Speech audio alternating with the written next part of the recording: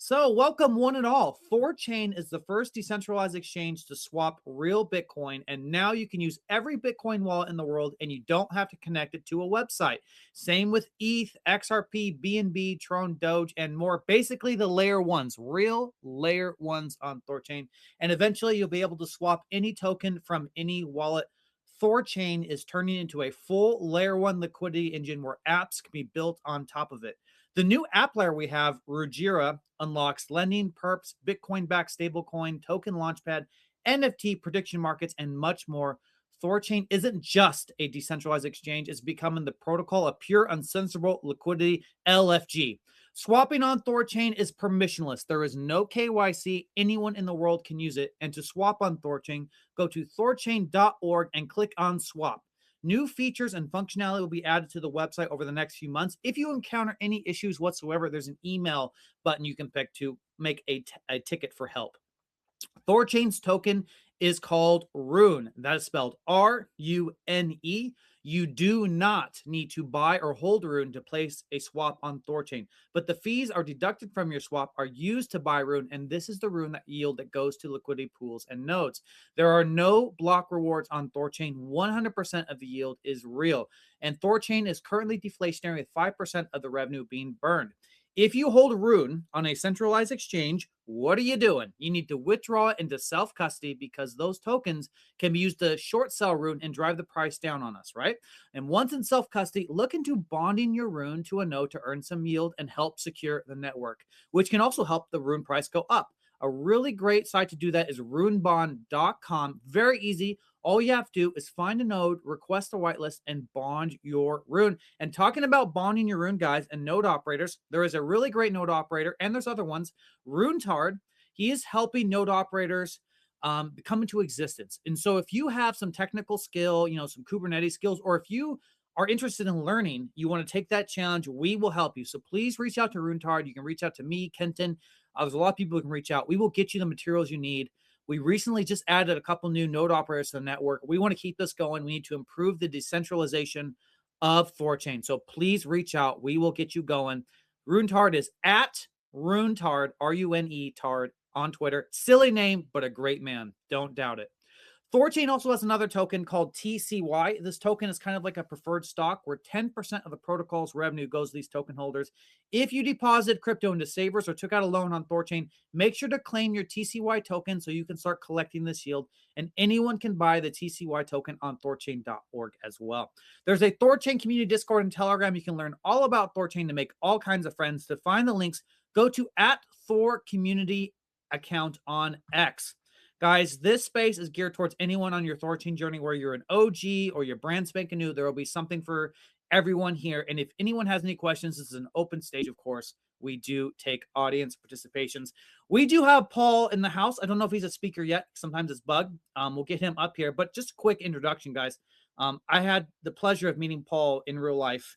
He's a great guy. He's one of the earliest contributors to THORChain. Fantastic. Back when THORChain was just a baby and we were trying to get new integrations on, Edge Wallet was one of the first. And this is before Trust Wallet. This is before all the major ones. And Paul and his team were absolutely instrumental in teaching us how we should approach new wallets, new interfaces to get THORChain added. We've learned a lot. We were very young in those days. We've come a long way. And I'm so glad that Paul is here with us. I'm going to go ahead and join as co-host here. 1 second. All right, I think we got it here. Excellent. So we'll go ahead and get Paul up here. Sometimes X glitches. Okay, he is a speaker. I'm going to go ahead and kick it to Kenton and then for an introduction, and then we'll go to Paul. Go ahead, Kenton. Yeah, thanks, Ben. My name is Kenton Ralph Toes. I have a fund that invests in Rune and runs nodes on the network. So I'm a bond provider and node operator on THORChain, and I'm also running THORChain's marketing team, and I've been busy working on that here the last few months. Uh, yeah, I think that's good for me. Paul, do you want to give yourself a quick introduction for everyone? All right. How's that? Oh, there we go. Yep. Good old spaces. You never know Oh, when I know. when you're speaking when you're not. Yep. It's so true. It's terrible. How you doing, Yep. Paul? Elon can send rockets to Mars, but we can't actually reliably speak to each other. But well, here we are. Yeah, no, I'm doing great. Happy Saturday, everybody. Thanks for having me on the spaces. Yeah, man. Love having you, dude. And for those who don't know, please guys, give Paul a follow. Follow Edge Wallet, right? Like these guys are our friends, okay? Oh, thanks so much. Yep. My protocol, Alex, he said something very interesting. He was on a Monero space. I think it was yesterday or the day before, can't remember. Too many things going on in my life. I'm a crazy person, but he said something very interesting and I really liked it. He was talking about Monero, of course, but it's all these DeFi people, all these DeFi protocols, where you're a wallet or you're a protocol like THORChain, right? We are essentially we all have the same mission. We're just approaching that mission from different angles, and we're all meeting in the middle. And I really feel like we're getting to that point. What say you, Paul? What's your idea on that? Yeah, we are, and definitely, like, not to go right into what we've been trying to do, but we're all trying to get to economic freedom. I think that's where Monero, that's where Thorchain is. We're getting to censorship resistance, and I like that you mentioned that we're trying to take it from multiple angles because you realize that as humans, we're all different people, and especially from like an interface point of view and how we want to interface with technology, we're going to be looking for and also resonating with different interfaces and different products. And so we're taking it from one angle, some of our competitors are taking it from another. um, and there's no way to get that 99% adoption without a good handful of options. Now, will there be hundreds or thousands? Probably not. Maybe there'll be a dozen or a couple dozen, but we're refining what are those different methods and interfaces and experiences that the masses need in order to drive the adoption of that end goal that we all care about. And so we're going to take it with one angle. Happy to go into the details, as the spaces evolves onto what's nuanced and different about what we're doing. But you're right. We are trying to achieve that same goal, and there's going to be a bit of a battle, and there's going to be, competition. There's going to be co-opetition and whatnot. But you're right, and at the end of the day, I think for those of us that are truly principled, we just want to see that goal achieved. Whether it's with what we're individually contributing to and building, or what other people are building, but we just want to get to that end goal because that is why Bitcoin originally, when it was built, and crypto as a whole, why it's compelling in the first place. There's obviously some aspect of number go up, but number go up wouldn't have been the only reason why there is literally a crypto conference just about every single day of the year. If number go up wouldn't be the only reason. There had to be something compelling about the technology, and what's compelling about it is that aspect of truly disintermediating and bringing that freedom to transact to all of us. Love it. Absolutely. Patriot, do you mind if I jump in? Yeah, go ahead, brother. I'm glad we kind of jumped into economic freedom, and I'd like to maybe just kind of, for Paul, not everyone's familiar with you or Edge Wallet, and kind of take it back to the beginning and your journey into crypto and starting Edge Wallet. And I'm assuming it starts with economic freedom because that's what the early people in crypto were all about, and which I feel like is missing right now, or is at least being kind of drowned out with number go up and type stuff. So if you wouldn't mind just giving like a little brief history of your journey in crypto and starting Edge Wallet, because I think it's important for everyone to know about it, and interesting too. Yeah, so my journey didn't start with economic freedom, in all honesty, before I knew about crypto, before I discovered Bitcoin. I did discover Bitcoin, gosh, now 12 years ago, about 2013. And I think where, a lot of people come into what you'd call the conspiracy theorist slash, upset with big establishment through different paths. Some people get there through the financial paths. I actually got there through what I'd call like more the health and wellness path, and more like health freedom. That's my path to get there. And having discovered Bitcoin, I realized that money drives just about all of it, right? It drives the narrative. It drives who controls what we have access to, whether it be on a financial side, which is what crypto is more about, or a health, wellness side, food side. Um, and so I felt like this was kind of the rug to pull underneath the entire system. right? If you can pull the financial rug, you can gain back control over all aspects of the narrative. And I saw that when entered the space, I met a ton of people that were aligned in the same sense as I was with, once again, not just financial freedom, but all aspects of the narrative the government and the large establishment have kind of fed us over decades, and how much of it has been misleading and a lie. And so these were my people. I was surrounded by what many within a space like this would call the statists and the bootlickers, and that was kind of like the family and friends. And I was one of the few that stood out.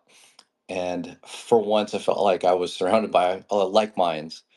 Um, and that's what kind of brought me really full circle, and made me say, this is the only space that I genuinely care about, and I want to drive to full mass adoption, because we can, whatever path I can take to bring someone into the space of, I guess, freedom as a whole, right? If I can get them there through the financial side, through the health and wellness side, through whatever vision that they feel like has been lacking in the world, then great. They'll eventually come full circle.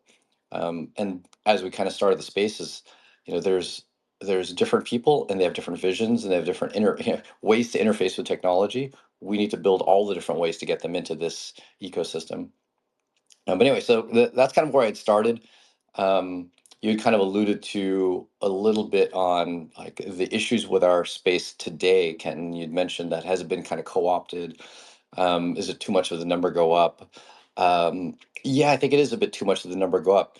And ironically, I want the number to go up, but I think we've taken the wrong path to get there.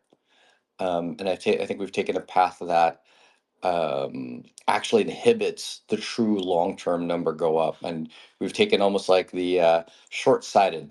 Like, I want the news, that press release today. I want it now. That will give me number go up now. That unfortunately delays the longer-term true adoption. That will get you the rock solid, true exponential and sticky number go up that can't go away. And it's much like humanity. Humanity's like that. There's a popular saying, we don't want to take vitamins, we want to take drugs, right? And so drugs are for the quick fix. They're the quick duct tape fix to whatever problem you have, but they're not the long-term solution. In the same sense, I think the ecosystem has wanted that quick fix, the quick high. Like, ooh, great, my coin now has an ETF. Grill, that's the quick high that gets people to grab the token because they think it's good news. Does it actually drive long-term adoption of the utility of a chain? Well, I don't see how. I don't see how that actually drives true utility, but it's the quick high. Much like drugs give you the quick high, but then don't really last long term. I love it, man. I couldn't agree with more of what you said. I'd really love to dig into and unpack your health and wellness beliefs and journey, and I'm curious if you've read the Fiat Standard by Saifuddin Amos, and it's kind of you came to the same conclusions 10, 15 years ago. Um, yeah. Yeah, no, the fiat standard I've not read, or the Bitcoin standard. I've seen enough clips of it, and I'm not a Bitcoin maxi, and so Saifuddin, I've never met the guy, but there is a once a year retreat conference. Some of you may have heard of it. Some people hate it because it's exclusive, called the Satoshi Roundtable. And at one of the breakfasts, people just grabbed a table at the cafe, and I was at a table with like six folks. Saifuddin came over and asked if a seat was taken. I said, "Sorry, it's all full." And more than half the table said, "Dude, you like unfollowed me on Twitter, and I don't even know who you are. I haven't even met." And and he's like, "Yeah, sorry, I'm kind of quick at doing that." And for those of us that are much more like open to a lot of different protocols, the pros and cons of a lot of protocols, he, at least at that period in time, was incredibly toxic to us. And so while I don't recall even interacting with him, I was also unfollowed. Well, not unfollowed, but I was blocked. I was blocked by him. And so um, I don't necessarily subscribe to that, like the Bitcoin standard. Now, fiat standard, I know, is a newer one. I have not read that. Um, and so I can't give a genuine opinion on the followings of that book, but I know that I've seen some clippings about its correlation to, how we think about food. Time preference, I think, is kind of the tie between the two, right? And I was on a podcast with Peter McCormick quite a few years ago, probably like 2018 or so, where that was the topic of discussion, was time preference. And humanity has this general challenge because of time preference, and it relates to both money, it relates to health and wellness, it relates to drugs, it relates to the products that we buy, and it is a massive, massive hurdle to get over, our desire for the quick and easy. And I think some of the wealthiest people are the few that can overcome that desire, where they're willing to sacrifice the short-term gain for some of the long-term, kind of investments, you could say. In a way, everything is an investment in life, right? And you've got to see that longer-term investment, in order to be truly successful in whatever facet of life you deem as success. And it's not always just money. Yeah. And by the way, I definitely was not endorsing Safedine as a person. He's definitely Understood toxic. that. Yeah, he's a good example of.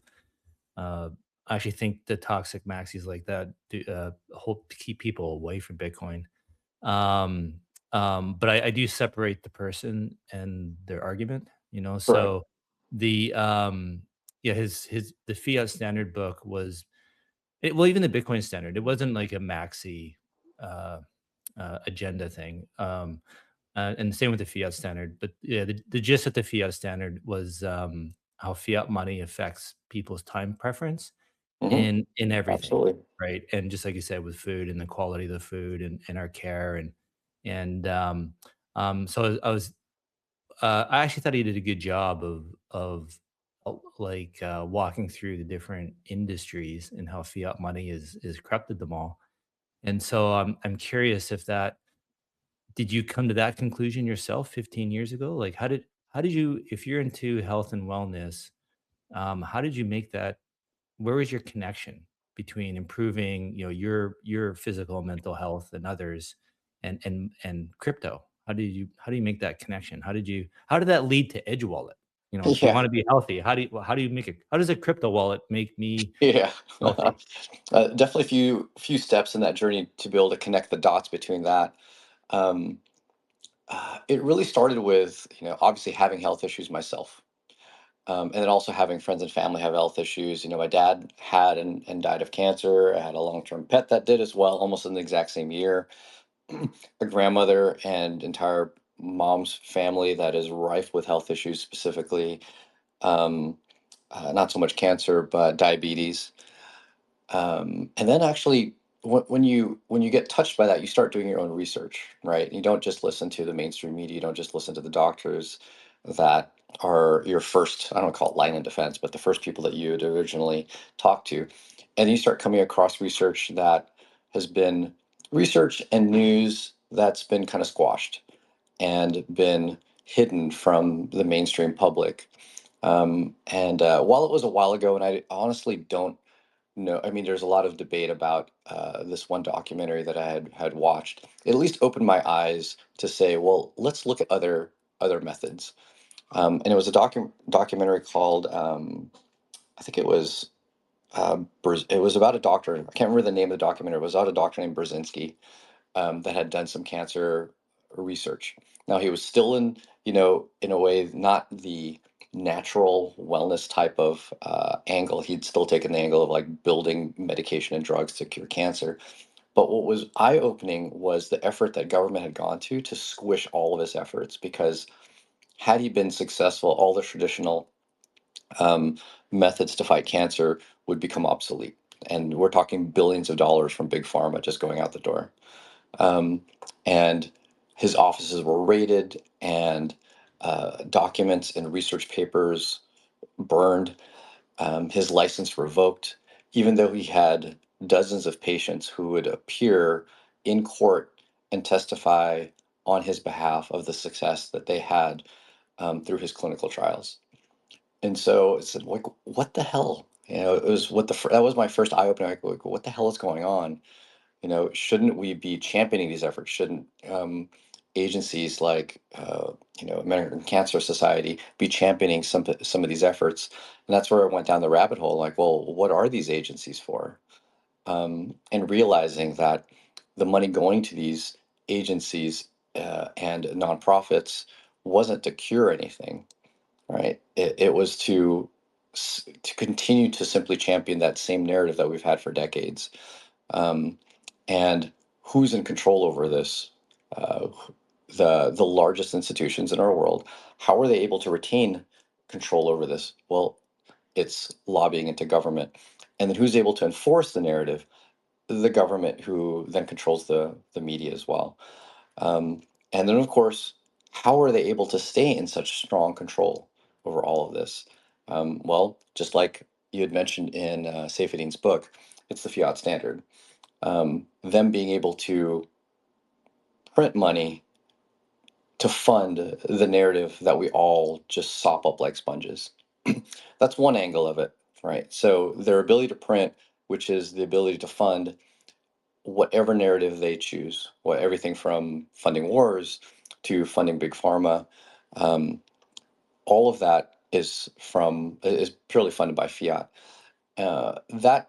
That was the first kind of angle that I started to see, being able to or see that crypto and Bitcoin initially, when it first came out and when I first learned about it, being able to circumvent this kind of problem in our world from the viewpoint of the connection to um, time preference, and how fiat kind of gives us that or motivates that very, very short term time preference. Like, I want something now, I want it today.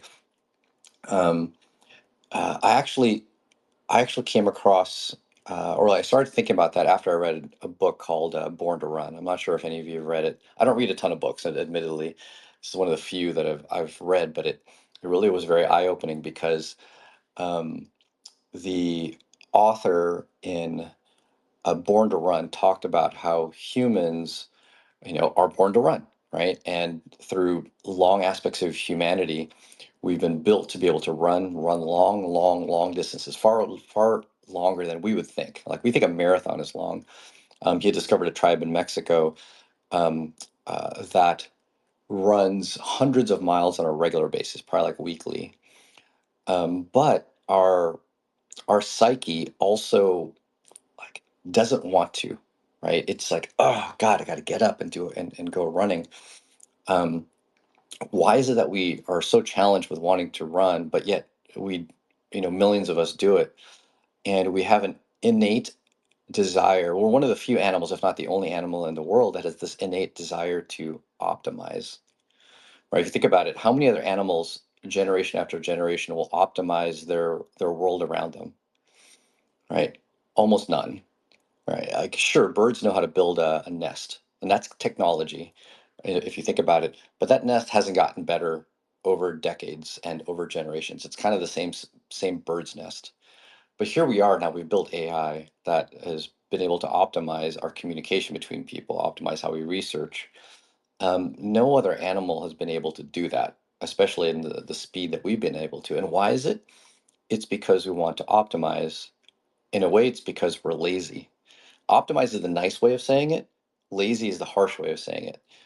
And Born to Run kind of expressed that dichotomy of humans, is that we're both very efficient, right? And our efficiency is how we're able to survive, in contrast to the Neanderthals. But that efficiency is also what makes us not want to use our energy. It's what makes us want to build things that do stuff that we don't want to do, so we can be a bit lazier, right? Like, Uber was so successful because we were lazy to sit there, and try to find a cab. Instead, I want to push a button and boom, one shows up in 5 minutes. And now people complain when they have to wait 10 minutes for an Uber, whereas before, a 30-minute wait for a cab was pretty standard. um, anyway, this is a huge roundabout circle. I'm not sure people want to talk about THORChain and Edge or whatnot, but an aspect of humanity that, is our challenge, is that time preference. It's innate in us because we want to optimize. It's innate in us because we want to be efficient. And that efficiency is innate in us because we are inherently lazy. And that's why we want something quick and now, and we're not willing to wait. And that's why there's sub 1% of the population is incredibly successful because they're the few ones that can, you know, truly invest in a longer term time preference. Um, and so, roundabout way of kind of describing, how I got to this realization, and it wasn't through Saifedean's book. It was through a combination of, like I said, health and wellness and having family that, ran into their health issues because of, once again, time preference, and then reading this book that opened my eyes and saw how humanity was built a certain way, um, and realizing that that is our inherent challenge, and it's inherent challenge in everything that I want to build. Like I feel like I build for long time preference, but I'm surrounded by people, which is everybody, right? That isn't, um, and in a way, sometimes that means you build a product that, when I say build a product, it's not necessarily edge specifically, but the things that I want to offer people, or I want them purchasing, and the businesses I want to support are ones that maybe aren't going to be long-term successful because people are a bit too short-sighted. So is it, excuse me, excuse me, sorry. Is it fair to say that you subscribe to fix the money, fix the world? Yeah, no, I'd say that's I strongly subscribe to that, and I think the part where that phrase goes wrong is we all define fix the money differently. Like there's what, five characteristics of money. I don't have them all off the top of my head. Is it store of value, medium of exchange, unit of account, blah, blah, blah. And so since there's so many definitions of money, when we say fix the money, what aspect of it do we fix? And do we fix all of them? Do I prioritize one aspect of money versus another? But yeah, Kenton, I 100% agree. Fix the money, fix the world. It's just money's too many things. Which one do we fix first? That's a great point. Well, let's maybe, can you tie that into Edge Wallet? Like, if you like, depending on your view, how you understand money, how you want to usurp Big Brother's control. How did that lead to Edge Wallet? And then what is Edge Wallet doing to help with that? Yeah, so when I first got into Bitcoin, I think the biggest challenge was self custody. I saw that dichotomy of self custody in 2013. The two biggest companies um, at the time I got into Bitcoin, and they were both Bitcoin only. One is still one of the biggest companies. The other is huge, but by and large, most people haven't heard of anymore. So obviously, Coinbase. Coinbase was one of the biggest companies, at least to American users. And then also blockchain.info. Raise your hand if anyone knows what blockchain.info is here in the audience. And while they're still one of the largest companies, they've kind of faded. But for people that don't know the history of these two companies, back in 2013, the founders had actually looked at partnering and joining, I think, was it Y Combinator, I believe? But they fundamentally disagreed on one aspect of Bitcoin, right? Which was who holds the keys. Blockchain info was self custody, and of course, Coinbase wasn't, right? They fundamentally agreed on that. Brian Armstrong was like, no, we can hold the keys, and still be successful and still be secure and still give people freedom. And I can't remember the original name, Ben, I believe, Ben something. It was the original founder of blockchain.info, which was originally just a block explorer, and that's all it was, hence the name blockchain.info. And then they'd launched a self-custody wallet. And his, fundamental belief is no, we needed to keep self-custody. But of course, and he said it's okay that it's clunky, it's hard to use, and people very easily lose keys, but that's the way we need to go. And they couldn't agree. And so they split, right? And I think it was only Armstrong that went into Y Combinator, and blockchain info went its own separate ways. We can see long term, what unfortunately succeeded, which was the custodial side of that split. And blockchain info, still a large company, still a ton of wallets, they still make a bunch of money. Um, and unfortunately, they've actually gone into more of a custodial route, and they've launched what hasn't been very successful, but they launched a fully centralized exchange as well. And so in that time in 2013, I said, gosh, we wanted to find something that bridged the two and would allow for that user experience Brian Armstrong was so adamant about and said was necessary in the world, but also retain the self-custody that blockchain.info said was so critical and we believed in. And you'd mentioned, like, how does this bridge into why we had built Edge? I had in my analysis of why I cared about crypto and why I cared about Bitcoin at the time when it was only Bitcoin, all of that fundamentally felt like would go away. Everything I cared about would go away if the world only adopted Bitcoin or adopted it in a large percentage, call it 30 to 50%, through custodial means. Right? I started asking myself, well, okay, would we able to have freedom to transact between each other? And disintermediate all the payment processors, which are really the banks, and the banks, which are the ones that have co-opted the governments. Would we actually be able to disintermediate them and, I don't say make them go away 100%, but really, really limit what their value is in our world? No, not if we all went fully custodial. That wouldn't happen. Would we even be able to ensure the monetary rules of Bitcoin, such as the 21 million? And I asked myself that and started studying, a little bit of economics. I go, something, we tried this with gold before, right? So gold has, while it's not a fixed quantity, a very limited quantity as far as what we can physically, mine. But then as soon as we implemented banking on top of gold, we printed dollars which were backed by gold, and there was a somewhat of a one-to-one mapping between the two. We gave too much power to the layer two. What you can call dollars layer two of gold, right? Until 71, dollars were not a currency; they were a payment method for gold, and so uh, that layer two effectively became more powerful than the layer one because that's what we all used. And so that mirrors the same problem we'll have if all of Bitcoin or all of crypto is in the hands of custodians. We don't actually know true um, what the true quantity will be, and the quantity can eventually get depegged, especially if you use it as a payment method. And so I said, okay, well, that's not going to work long term. Okay, self custody is the most important thing. I came to that conclusion. We have to make sure that this ecosystem adopts self custody. How are we going to do that? Well, I tried to use it. I've lost some crypto in self custody. Early on, I was using a Mycelium wallet, which required you to print a piece of paper and write down a 16-digit code on the piece of paper. And Mycelium was only on mobile, so I had to print it from mobile, which there was no AirPrint at the time, right? And on Android, there was no way to print either.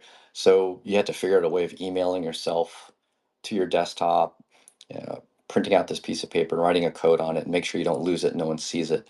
All of that was the big hurdle in self custody. I'm like, how are we going to drive economic freedom if we force people down what I think is a 3% maximum of the population is willing to do this kind of path?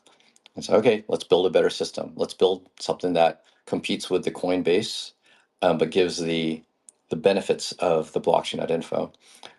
And then Edge was born. Although at the time it wasn't called Edge, it was called Airbits. And our company's still Airbits Inc.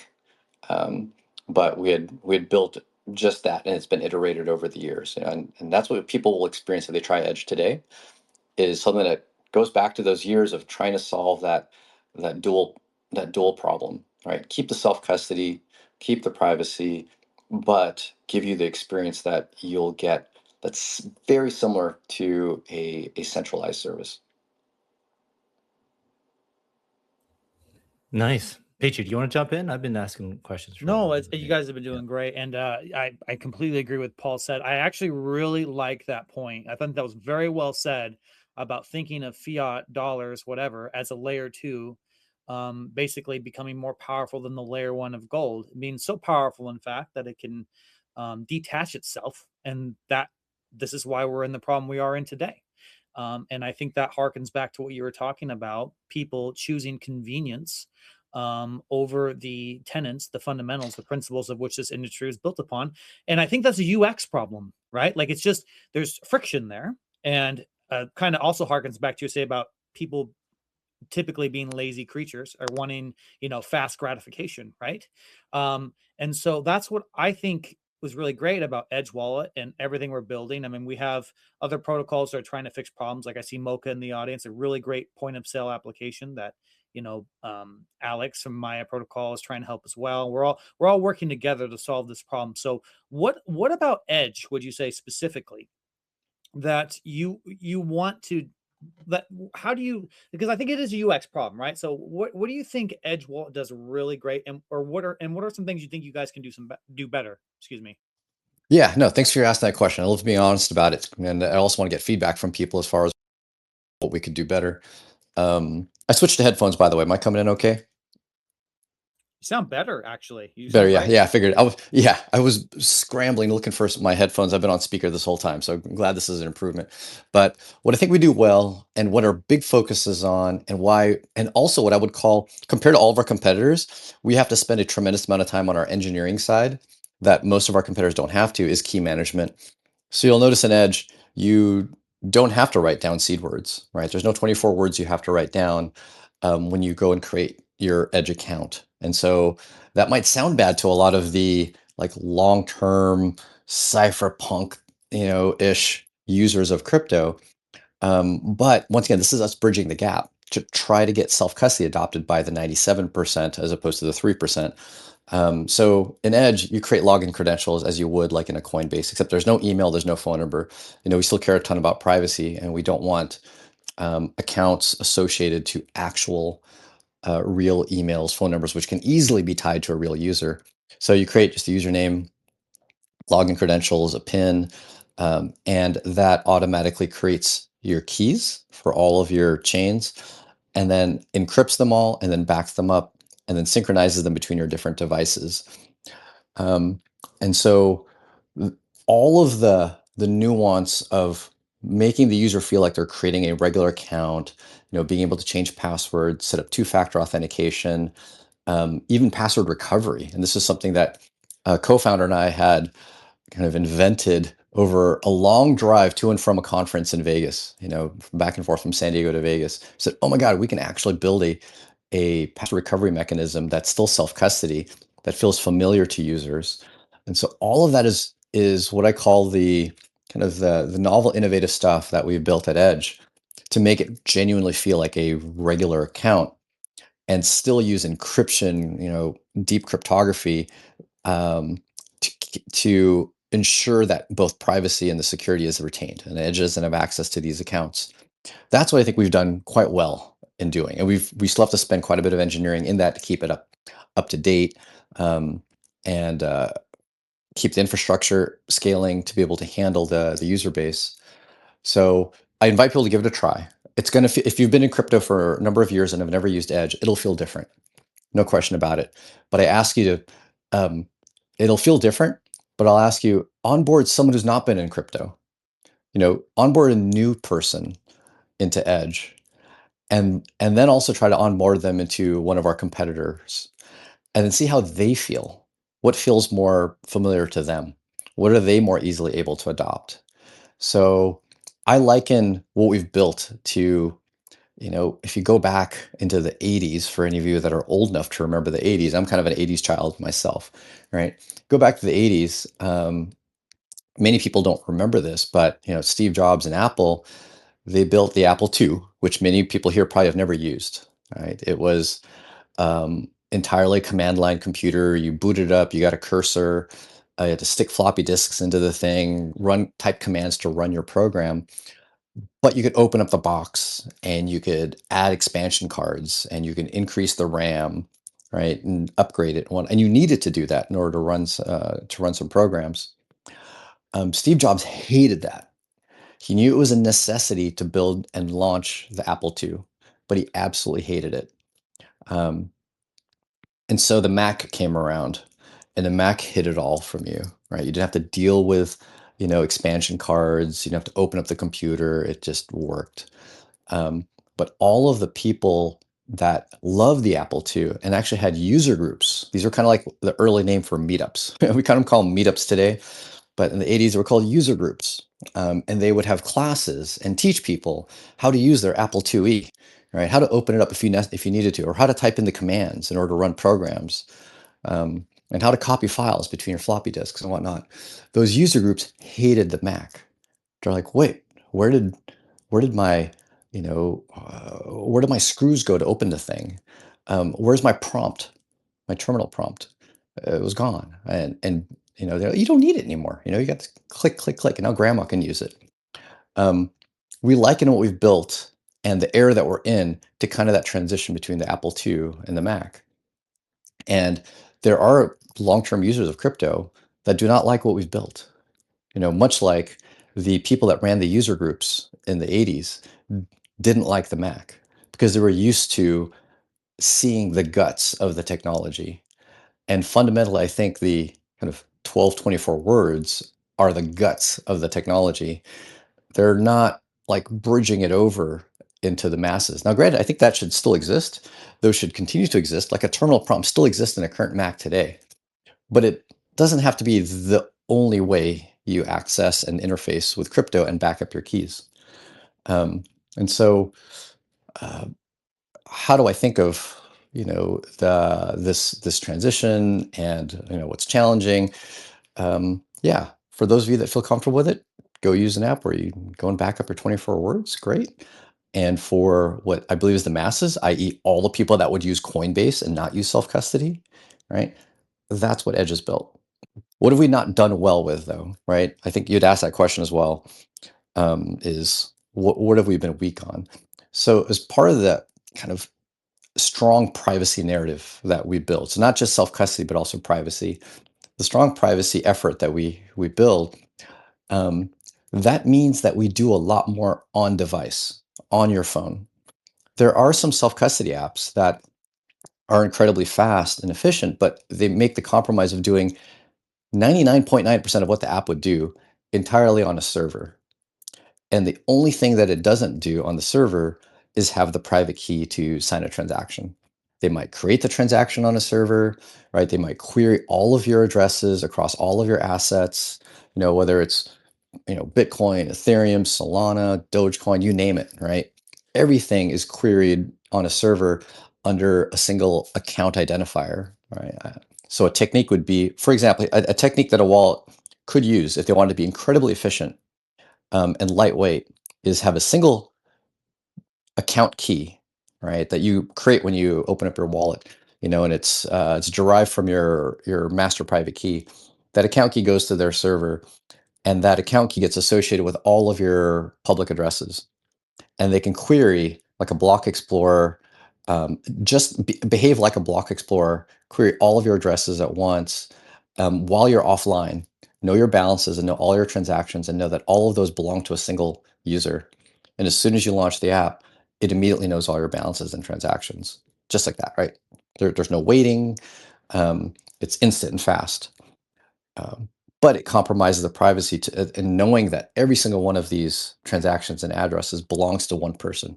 Who that is, they may not know, or maybe they do because they ask for a phone number. Many of our competitors actually ask for a phone number now. So maybe they know all these transactions and balances belong to this one person. So that is a very efficient way of operating. In Edge, we don't do that, right? We take every single chain and we query it individually to ideally, as much as possible, open nodes, right? Open nodes on the network, of which some we run ourselves. But the nodes that we run are not unique to us, meaning other people can use them, right? You don't have to be an Edge user to use these nodes and, like Blockbook servers that we run. And that gives us, in a way, it obfuscates the knowledge of which addresses and which transactions are Edge versus which are not. But that is less efficient, meaning that when you fire up Edge, all of your wallets are these little engines that have to go and sync with the network and query, here's my address, what transactions do I have? Here's my address, what's my balance? And it's to do that. And if you have a ton of wallets inside Edge, you have like 5 Bitcoin wallets and 3 Ethereum and a Doge wallet and whatnot. Each one of those has to go and sync up with the network, and it does that, individually by itself. That's less efficient, and so we'll feel, especially on boot up, like a slower app than I think many others. And that's a piece that we're trying to optimize, like pretty much like on a monthly basis, trying to find ways to optimize that and make it a better experience. So another long-winded answer. Hopefully that That was a both great answer. answers it, but then also gives you the nuance of why we do what we do compared to a lot of the other options out there. Yeah, well, that's exactly, I was thinking what you're talking about, and I was thinking about THORChain as well, because like, you have an ethos, right? You have principles of which Edge Wallet is founded upon, and you are sticking to that ethos. And this is actually a competitive disadvantage we apply to ourselves, right? Like Mhm. THORChain cannot have third-party dependencies. It has to be decentralized. We try to run our own infrastructure, keep everything in-house, right? And because of that, the protocol is very complex. It's almost 700,000 lines of code. We cannot move as fast as a centralized player when it comes to like shipping things anymore. And that puts us at a disadvantage. But there is enormous power to that as well, right? And we both strive to figure out ways to optimize that and make the best experience possible for our customers and our user base. So you're not doing anything wrong. It's just, how do you take the disadvantage that we apply to ourselves out of principle and streamline it in a way that is more competitive? But at the same time, this same air quotes disadvantage we apply to ourselves is actually enormously powerful, because the way that this industry is moving, it is something that people will come to appreciate, like the idea that it is permissionless on THORChain. There is no KYC. You are seeing that narrative really take hold now of the importance of not having KYC. And so I think we're just early, my friend. And I encourage you just to keep doing what you're doing. I think you're doing a great job. And I hope anyone who just listened to those answers, you should follow Paul. And I did share something up link on top in the space here. Give Edgewater a follow. Try it out.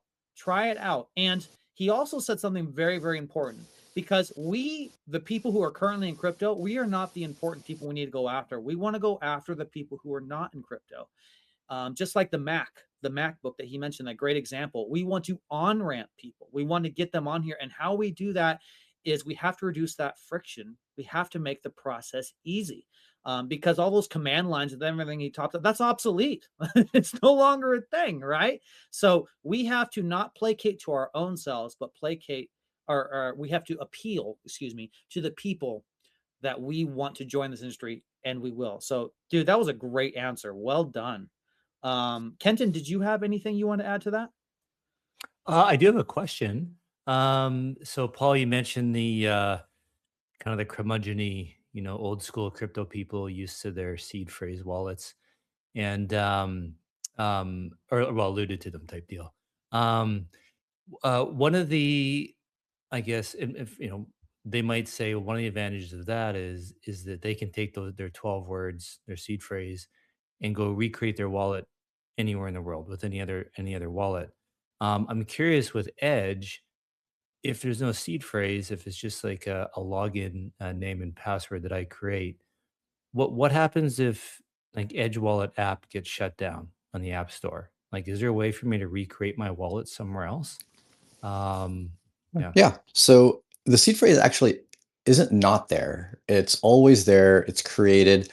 It's just encrypted and backed up, and you're not asked to specifically back it up, but it's always on your device. So at any point, you can go into airplane mode with Edge today. If you've got an account on your phone, you can go into airplane mode, log in with your full password or biometric. PIN specifically does require network access, but log in with your full password or biometric, and you can go to your wallets and show your master private key, which is a seed phrase for most wallets. Now, one inconvenience in doing that, though, is, well, it's both an inconvenience and it's a feature. With Edge, we actually create a different master private key for every chain. So when you first start up, you might pick like, Bitcoin, Ethereum, Solana or a handful of chains, Litecoin, as the chains that you have assets in your account for. And each one of those has a different master private key, which means if you wanted to back them up, you'd be backing them one per chain. So it's not going to be the most fun backup process and export process into another wallet.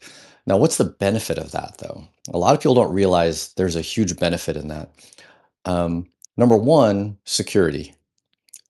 There was gosh, what was the name? There was a Solana wallet. Once again, to tell another story for you guys, there was a Solana wallet a couple of years ago that had an exploit that leaked private keys out of the app, and a lot of people obviously had lost Solana from that, but a good number of people were losing Bitcoin, Ethereum, and a bunch of other assets.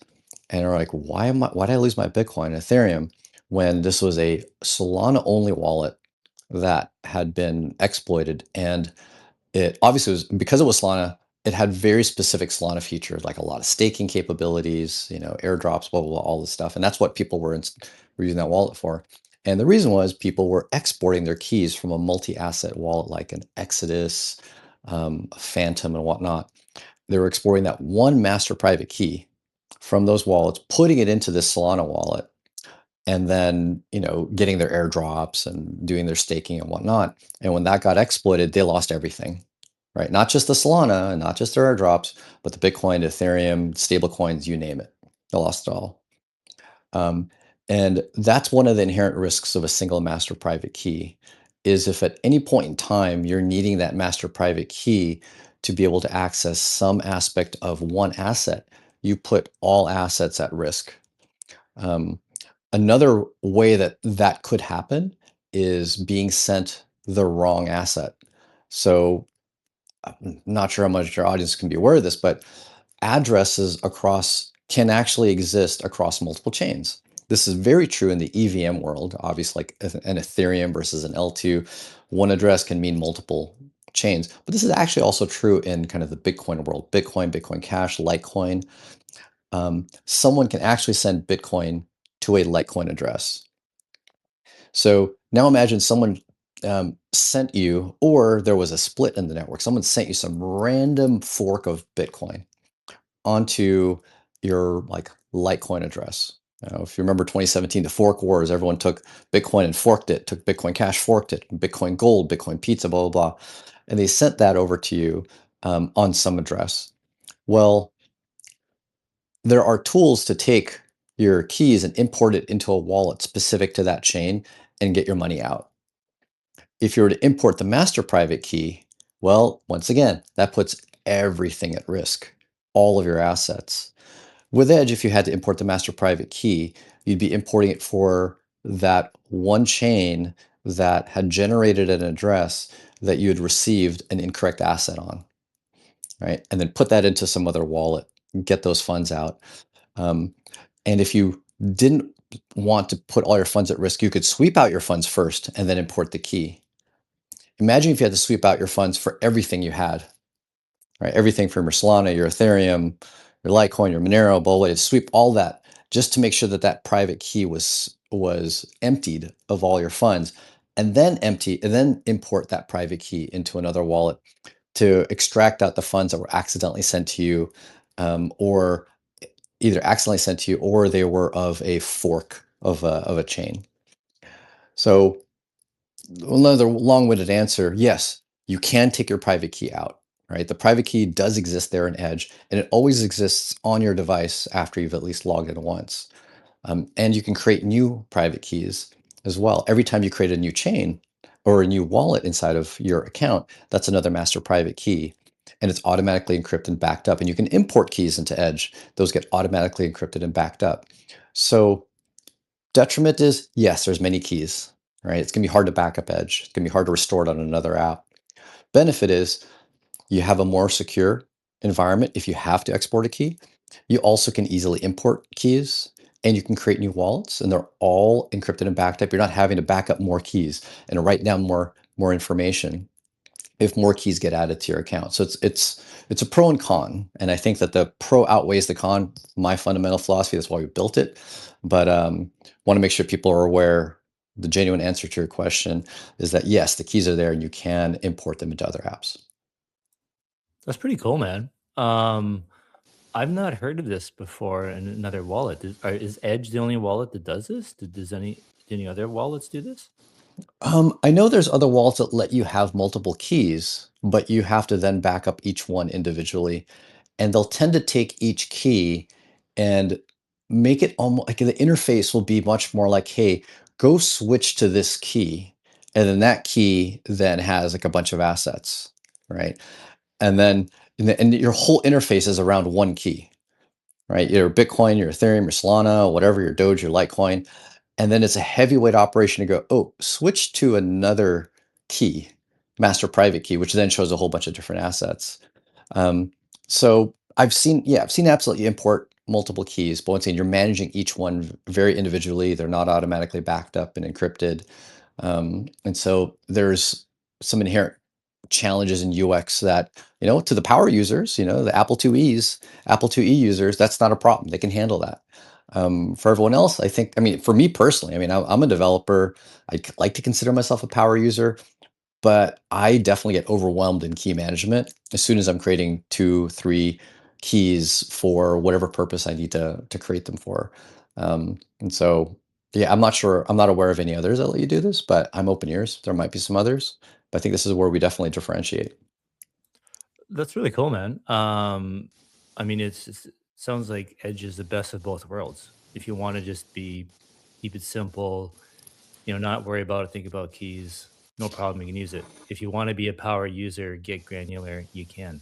Mhm. Um, that's awesome. Yeah, absolutely. And some power users, at least some of our team, will say, actually, as a quote unquote power user, there's one additional advantage to abstracting the key management, especially for EVM chains, and all the layer twos of Ethereum and whatnot, is it becomes easier to have multiple Ethereum addresses. So the power user may want multiple Ethereum addresses. You could kind of define power user in different ways, right? If I'm a power user because I would just want to manage my own keys, that's one aspect of being a power user, and actually see the 24 words and back them up. Okay, that's a power user. But a power user could also be one that is, I want to have multiple addresses. I want to have my NFT Ethereum address. I want to have my DeFi Ethereum address. I want to have the one that I pay my USDC, um, payments with, and have multiple. That kind of power user will find life a little easier in Edge because you can have multiple addresses more easily and not just have like your single Ethereum address that, um, you know, in a way kind of compromises what you might be doing from a privacy point of view. Right? Can you imagine if you had just a one address and you are you're receiving all those NFTs to these events that you attend, right? All of those, uh, what are it, POAPs, right? Proof of attendance NFTs. And that's also where you hold NFTs that you've actually been purchasing that are worth, 5, 6 figures. And that's also where you're doing your DeFi operations and swapping stuff on THORChain. Well, now you go into an event, get a POAP, and that event knows your entire financial history, right? On pretty much every L2 on Ethereum, L2, L1, you name it, because they're all sharing the same address. So a privacy power user will want multiple addresses. That's really hard to do on just about every competitor to Edge. You really are stuck with one address, not just one address for Ethereum, but for all of its L2s and all of the EVMs, such as like AVAX, Polygon, which aren't even Ethereum. So privacy power user will really struggle on most of the competitor apps. And I think that's what we make a little bit easier for privacy power users on Edge. I think that's fantastic, man. I love it. This is just a great conversation, guys. We are coming at the top of the hour. Please, again, share the space. This is a great conversation. We have a wonderful guest today with Paul from Edge Wallet. Fantastic. Again, check out the resource I put up top. You guys, the important things when it comes to this industry, we have to support the protocols that share our values. If Paul does not share your values, I don't know why you're part of THORChain, because this is exactly what we need. But we also have a new speaker. We had Houdini Swap come up, And shout out to Houdini Swap. We did a space with them a little while ago, and I actually rugged them a little bit because I got super, super sick and I could not make the space, but they gladly rescheduled. We had a great conversation. This was like, I think 2 months ago or something like that. So welcome, Houdini Swap. But when you check your mic, and what do you got for us?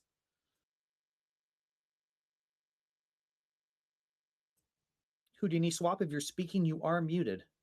And I'll give you a few more seconds and see if we can get that resolved. Maybe they're experiencing what I did when I first tried to join in. Yeah, it is not uncommon for X to rug. Wonderful. So we'll give Houdini Swap. We'll come back to Houdini Swap. Give him a few more seconds to figure out any tech issues because that happens a lot on X. Very good. Well, Paul, real quick. I wondered what can, THORChain, we have gone through a lot, right? Like we've made mistakes, people know, right? We've done really incredible things like streaming swaps.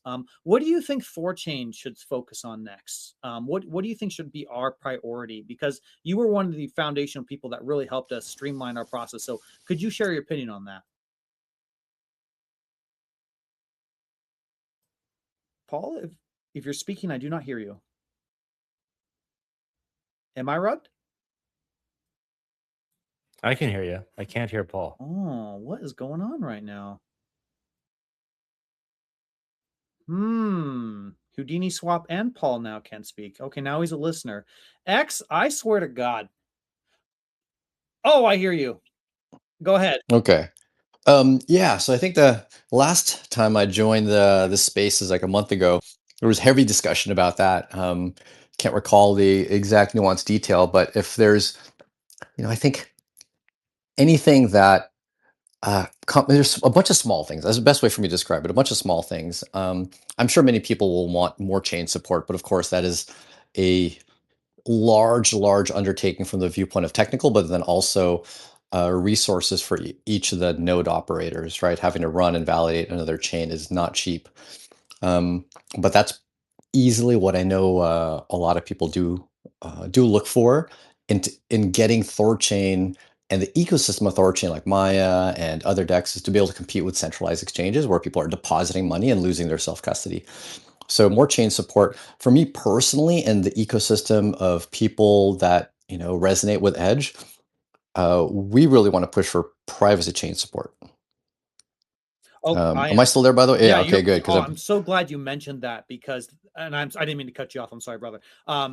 The one thing that people have been talking about, I've seen on as Monero, we're seeing yeah. this centralized custodial option. Has to be centrally custodial option. There's a real gray box where these swaps are coming from, and I am seeing the biggest push for privacy. So I'm so glad you said that. Please continue. I'm sorry. Yeah. No. I'm actually just checking to make sure I was coming in okay because my X app was saying I had like connection restored and disconnected. I'm like, what's going on here? But glad you guys can still hear me. So yeah, privacy coins, obviously Zcash, now supported by Maya, so it's at least in the ecosystem. But its recent pump has got a lot of people looking at privacy in general. And there's been, even outside of what I call that like Monero, shadowy supercoder, very anon focused ecosystem. I mean, we're hearing what I call mass market, like the VCs talking about it. There was a great post by, I think his name's Ali Ya. I can't remember pronounce the last name, but from A16Z, Andreessen Horowitz had an entire like 2-page post about how privacy is going to be the most important moat for crypto protocols going into 2026. And I'm like, wow, this is amazing. That's been our focus. Now, we're not a crypto protocol, but believing that the protocols that offer privacy being really the important distinguishing factor going into this year, by stated by one of the largest investors in all of tech, not just crypto. They're obviously a huge, large crypto investor, but also just in general, the tech space really will open the eyes of the layman, the normie, into the. Oh, You get rugged there, God Paul. dang it. God dang it. Well, I'm going to give Paul a little second to go ahead. Paul, just keep talking, Paul. Maybe we'll hear you. But, just to spin off of what he was saying, there seems to be a new push on this, especially for our own community. I saw we had a node operator in Dev Discord, talk about, our old black protocol, something we tried to use the multi-sig. Are you there, Paul? You trying to speak? Mic check. Am I here? Yep. Continue, buddy. Okay. Where'd I leave off? Where'd I get rugged? That Oh man. Go ahead, Ken. was it on A16Z? It's just Do you guys after remember? that.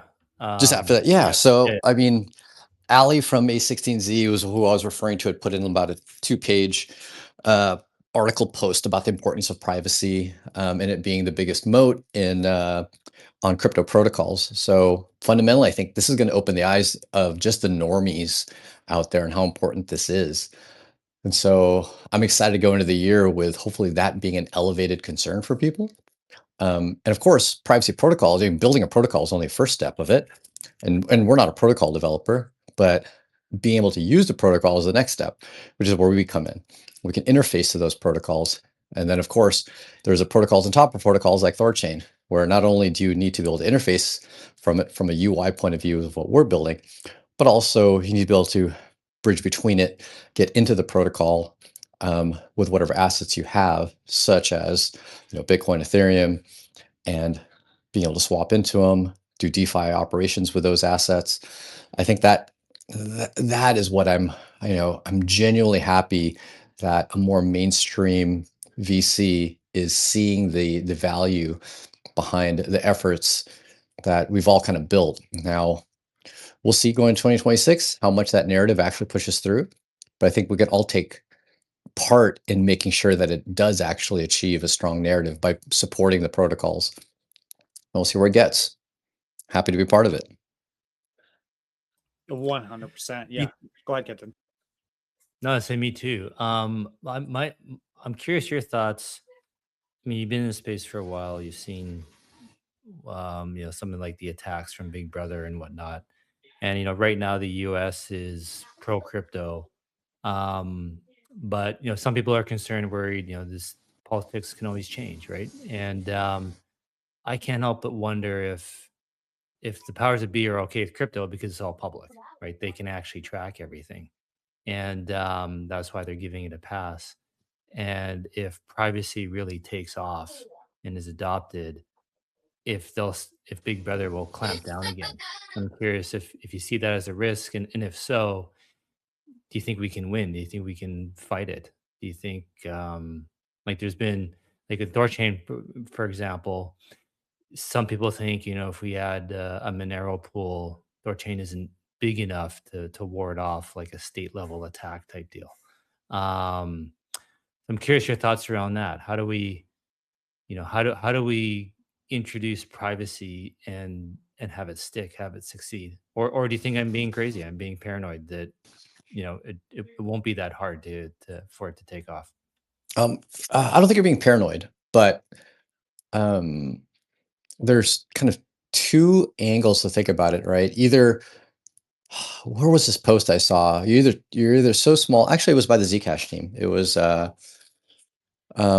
founder, or not founder, but the former CEO of ECC, Josh Sweetheart, had made a post that I resonate with. Not all of it, but one line, which is you're either so small you fly under the radar, or you're so big they can't stop you, right? Um, Thorchain is, how do I say it? I think it's somewhere in between, right? I don't think it flies under the radar anymore, but it's not so big that that they can't stop you. Uh, But because you're no longer small enough to fly under the radar, the goal then is to get so big that they can't stop it, or that everyone's dependent on it. It's utilized by a lot of the ecosystem. And if part of how you get there is through the support of the privacy chains, um, then I'd say so be it. As well, there are there's two facets of how you get there. Number one, yeah, support the privacy chains. There's a high demand for them, but as well, get adoption within kind of that normie ecosystem, right?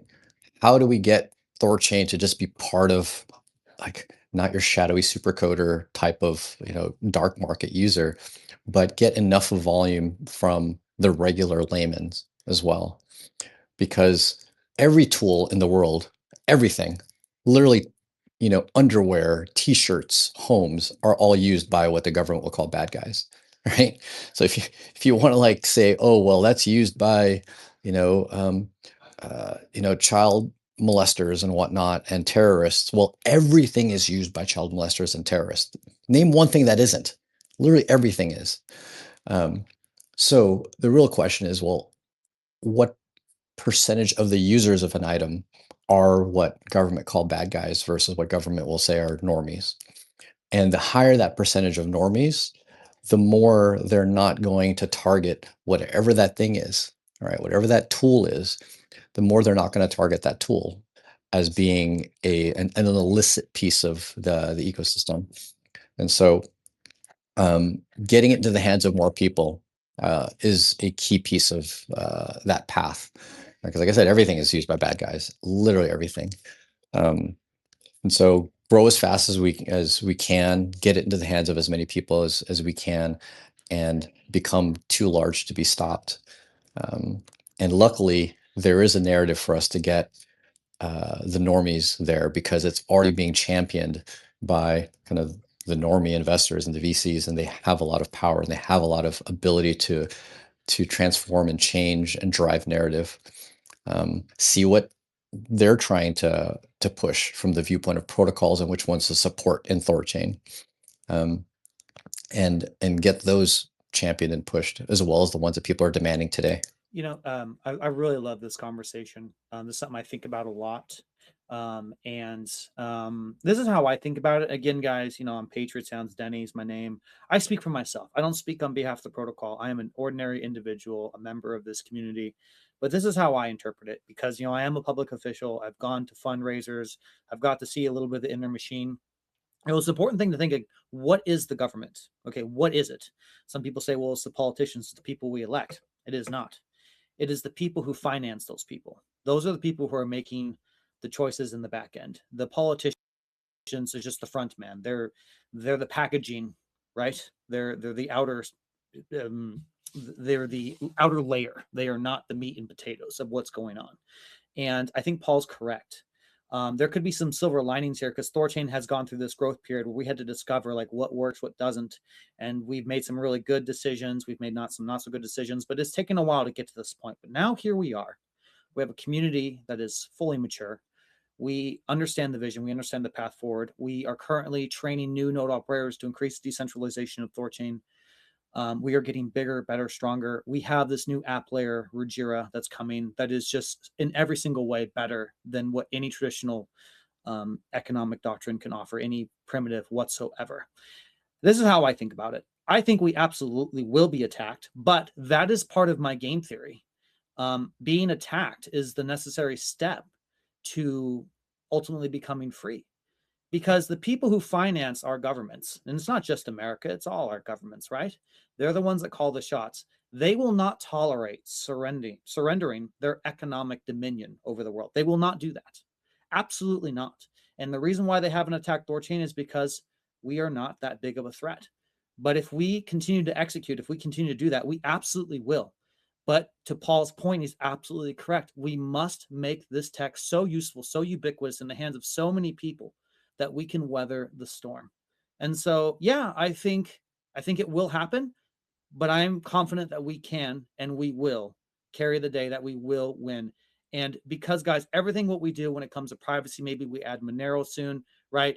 It is the right thing to do. It is the correct thing to do. The narrative is firmly in our court. There is nothing that we have to be ashamed of. We have nothing to hide from.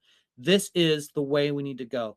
And so own it, wear it with pride, and just prepare yourself, right? And again, I feel so confident. If there's any community in blockchain anywhere that can weather the storm, that can deliver the ultimate promise of blockchain, it is this one. It is THORChain, Maya, it is Edge, it is Houdini, it is all of us working together.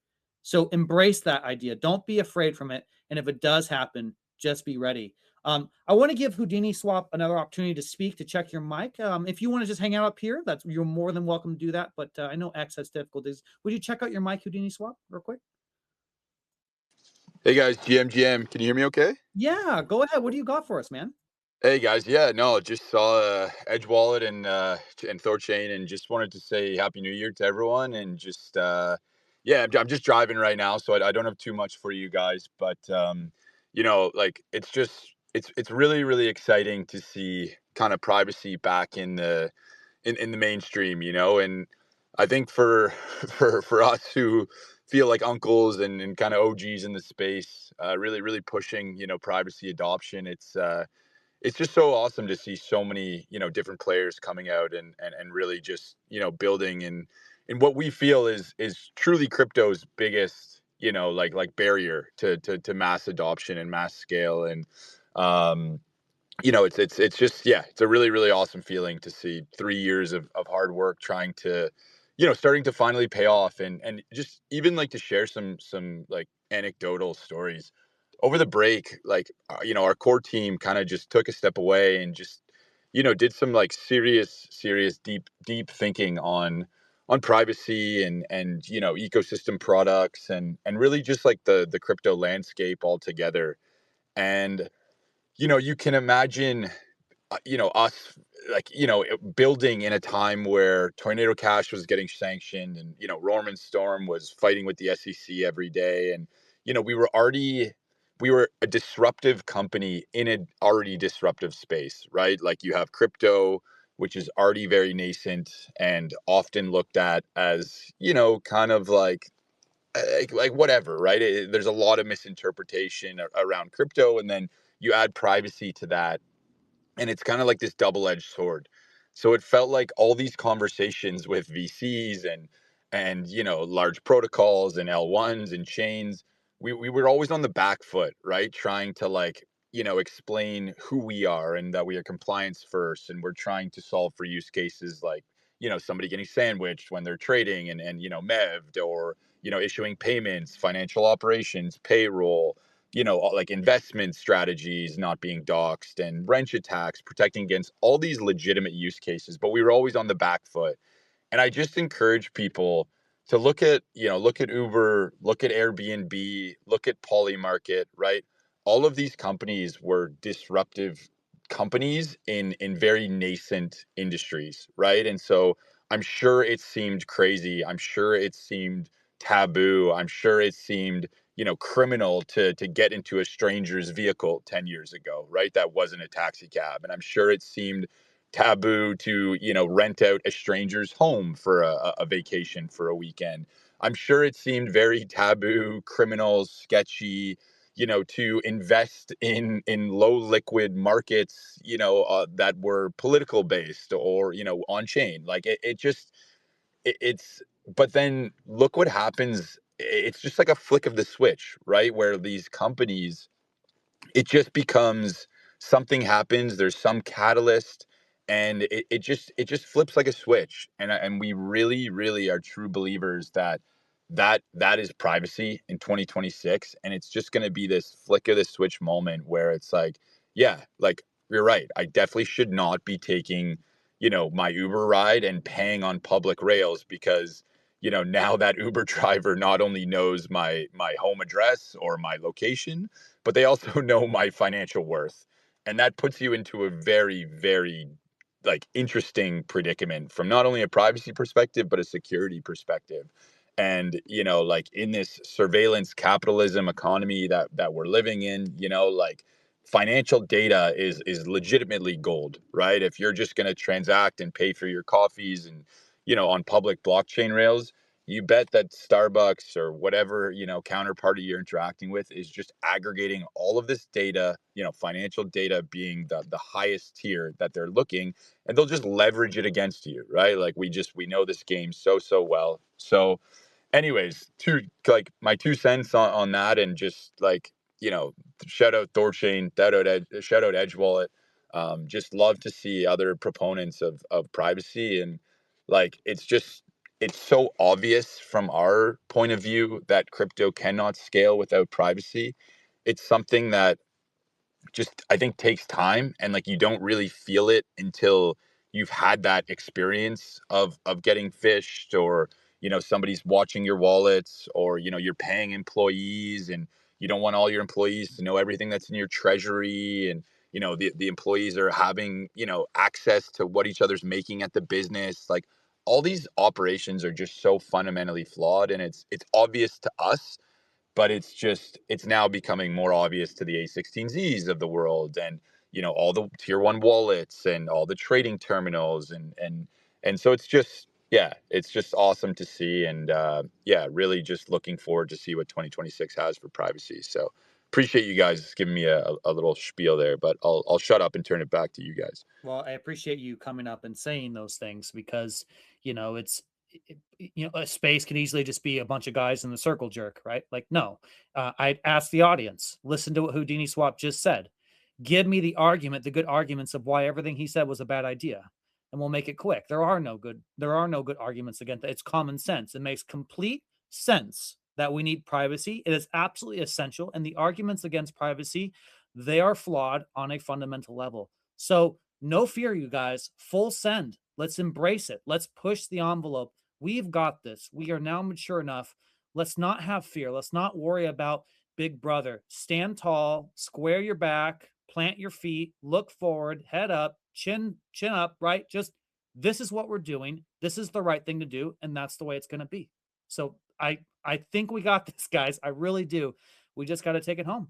So that's what we're going to do. Paul, I'm going to kick it back to you. Did you have any thoughts on that? Only 100% in agreement with this. Thanks a whole lot from Houdini Swap to kind of reiterate what we've been feeling for the past several years. I mean, it's been tough. I want to resonate with the fact that it's been tough building in this intersection of crypto and privacy, especially seeing crypto kind of go kind of in the opposite direction.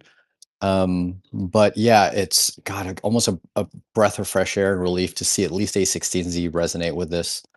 Um, I want to capture though a bit of a nuance in this privacy battle that we have, and make sure people are aware of kind of this one challenge we are going to run into. I'm confident we're going to run into this, is that privacy is a bit nuanced, right? There's different aspects of what we keep private or what is defined as private. And there will come an ecosystem of privacy, what I call like the protocols and narratives that are what I call TradFi level privacy, where you might get the good enough. This is my biggest fear in my push for privacy, is that a good enough to the established players gets built, but it doesn't achieve that longer term economic freedom that we're trying to build for. That good enough being the backdoor privacy, the sure, I transact with a coffee shop and they don't know my balance. Sure, I can go ahead and pay my staff and employees and they don't know the company's treasury, or they don't know how much each other is getting paid. But the government does, the bank, the protocol operator does, some third party does. And we all know that when there is a backdoor, that backdoor can get leaked. And when that's leaked, we all lose the privacy. So the same way that hopefully Signal has been able to succeed without incorporating a backdoor into the protocol, not protocol, but into their app, I'm hoping that something in the ecosystem of crypto that is true privacy at the cryptographic level without a backdoor gets adopted, and that we don't just achieve good enough or equivalent to the TradFi world, but we exceed it, right? Because that's our goal. So we don't try to build technology to achieve what we already have. We should build technology to build something that exceeds the caliber of what we already have, much like Bitcoin's trying to exceed the ability for us to own our own money, not achieve what we already have. So this is the piece. Keep an eye out for this, everybody. And when you start hearing of protocols come out, or brag about, hey, we're private, make sure that they're doing that and exceeding that level of privacy that TradFi kind of already gives, right? Otherwise, we're just kind of bringing us back to where we already are, and not really getting any true real adoption. Perfectly said. Perfectly said. Guys, we get to set the standard. All of us get to set the standard. All of us work together, whether you're THORChain, Maya, Houdini, Edge Wallet.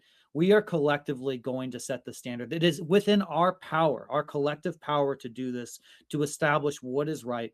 And we're going to do that. We are going to do that. So, guys, if you ever feel bearish, if you ever feel, you know, don't.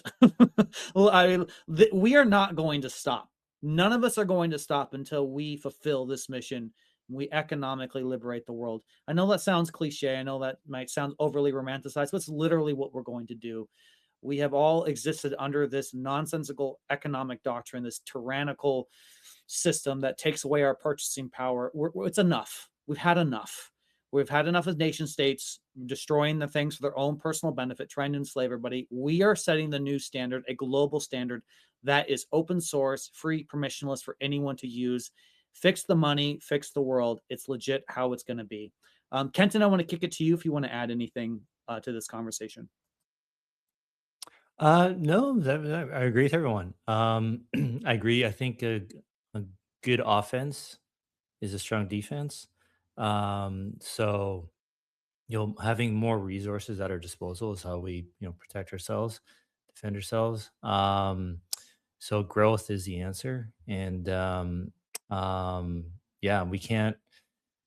This is what I feel like is like me personally. What I'm into crypto is for the revolution, right? For this, changing the, like you said, Paul, like new tech, or is it Paul or Houdini saw it? I forget which one you said it. Sorry. You're going to invent a new technology. It's got to solve a problem, and the whole point of crypto is a new financial system. Um, Not to work within the existing one, is to replace the existing one, and and yeah, I mean they're not going to go down without a fight. That's my only concern. Um, so, first they ignore you, then they fight you, then you win, right? I do think we're going to win. I just wondering about the casualties along the way and how we do it. But you can't comply yourself out of tyranny, right? So, at some point we got to take a stand, right? And in my mind, privacy is it. I think this is our stand. This is where the kind of final battle will be held, and um, yeah, I think if everyone's working together, we're all pitching in. I think we're going to win. I want to mention one thing you'd asked, like, well, what should THORChain do? Should we be concerned, be more conservative, especially with respect to privacy? You'd mentioned also that administrations can change. Well, you're right. Right now, current administration is pro crypto, but the good thing is, if even though administration can change, um, there is such a thing called precedent that gets set, and so this is the time to go and build and push the limits. Because if you get a green light within this administration, that's very hard for a future administration to reverse. Right. So that precedent is key. If you get the, hey, there's no action letter, because we did this, or if there is uh, a challenge that gets placed, but because the administration is pro crypto and to even a slight degree pro privacy, then getting that, you know, getting that green light now gives you the green light for a very, very long term. So this is the time to go and push hard, push fast, get adoption. Like push, we kind of push the limits to what we believe is that legal gray area, because this is the time to get it. And you're right, it might change. And if this window passes, so could be our chance to get that little nugget of approval or no action that we need to be able to fight it going forward. Yeah, absolutely. There's like so many side things like that. And like the other one is too, in that window, the storage in particular, if it continues to grow, that becomes more decentralized. And so that even if they do change their minds and let's say we don't get that pass, and then you do want to come back and do something, well, by then THORChain is much bigger and much stronger. The other one too, and this is where number goes up plays in, like with Bitcoin, for example, like a lot of these politicians didn't all of a sudden become like us. Like, you know what I mean? They're just in it to make money, and that's the benefit of Bitcoin being being a successful investment. is that it plays into people's greed too, right? So, Big Brother generally what drives like the Fidel Castros and Stalins of the world is power, right? It's not money, it's power. But a lot of politicians are driven by greed. And so, like, they find a way to make money, get campaign donations, whatever, by supporting and get votes by supporting Bitcoin and crypto. So it could be the same thing, like, with privacy, there's going to be politicians that see the writing on the wall, see the winds changing. They're going to want to support privacy and promote it and be advocates for it. And because they find a way to make money off it, to get votes out of it, what have you. And so that could help with things politically too, right? And the only way they're going to, rogue politician is going to support it is if it actually is succeeding, right? Is being used, it is benefiting people.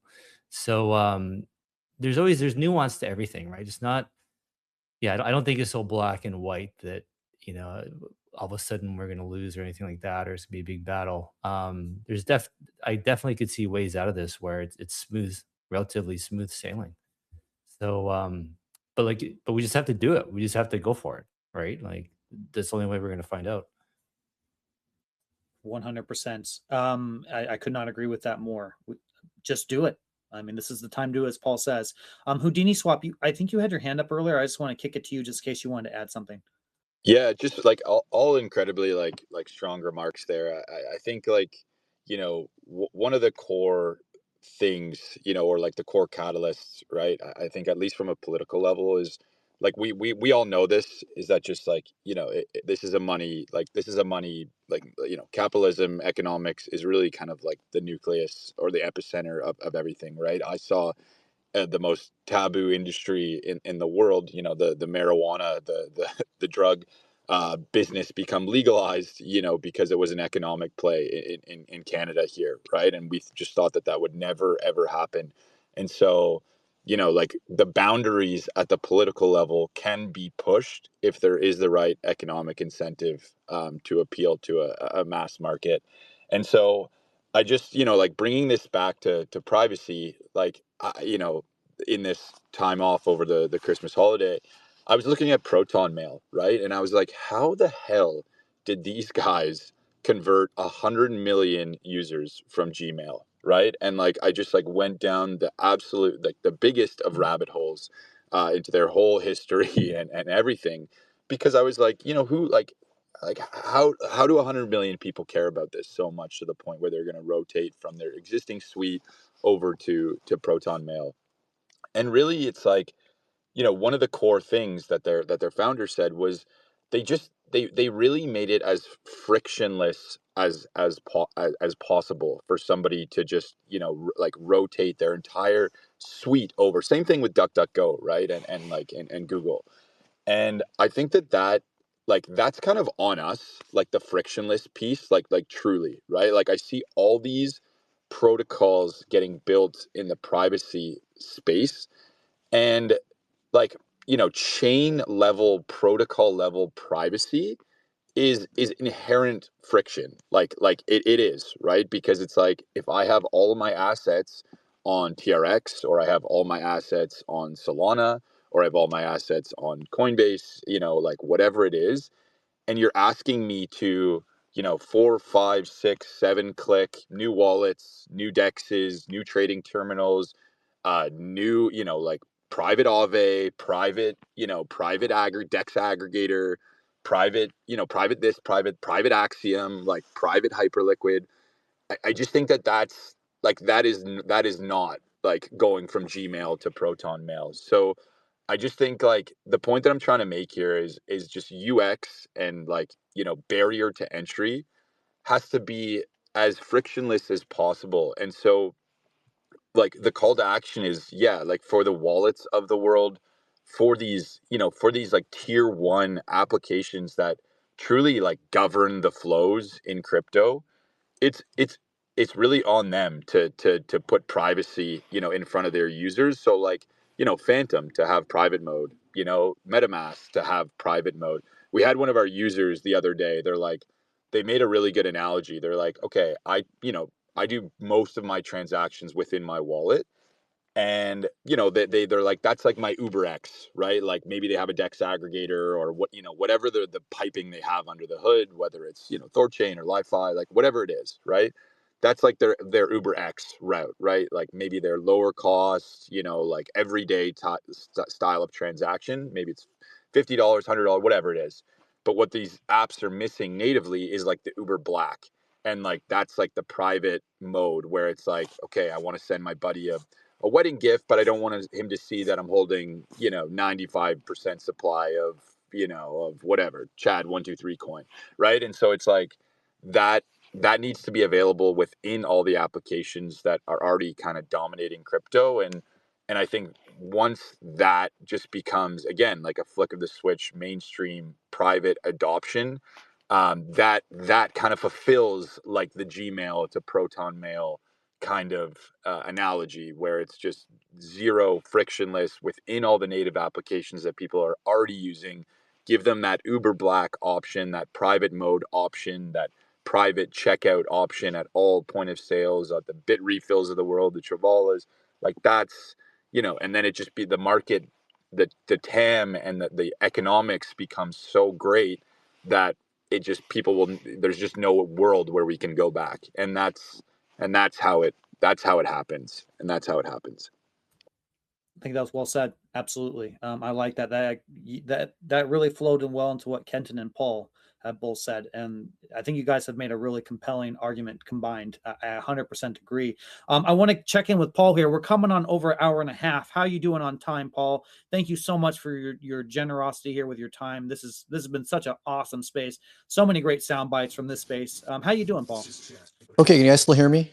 Yes.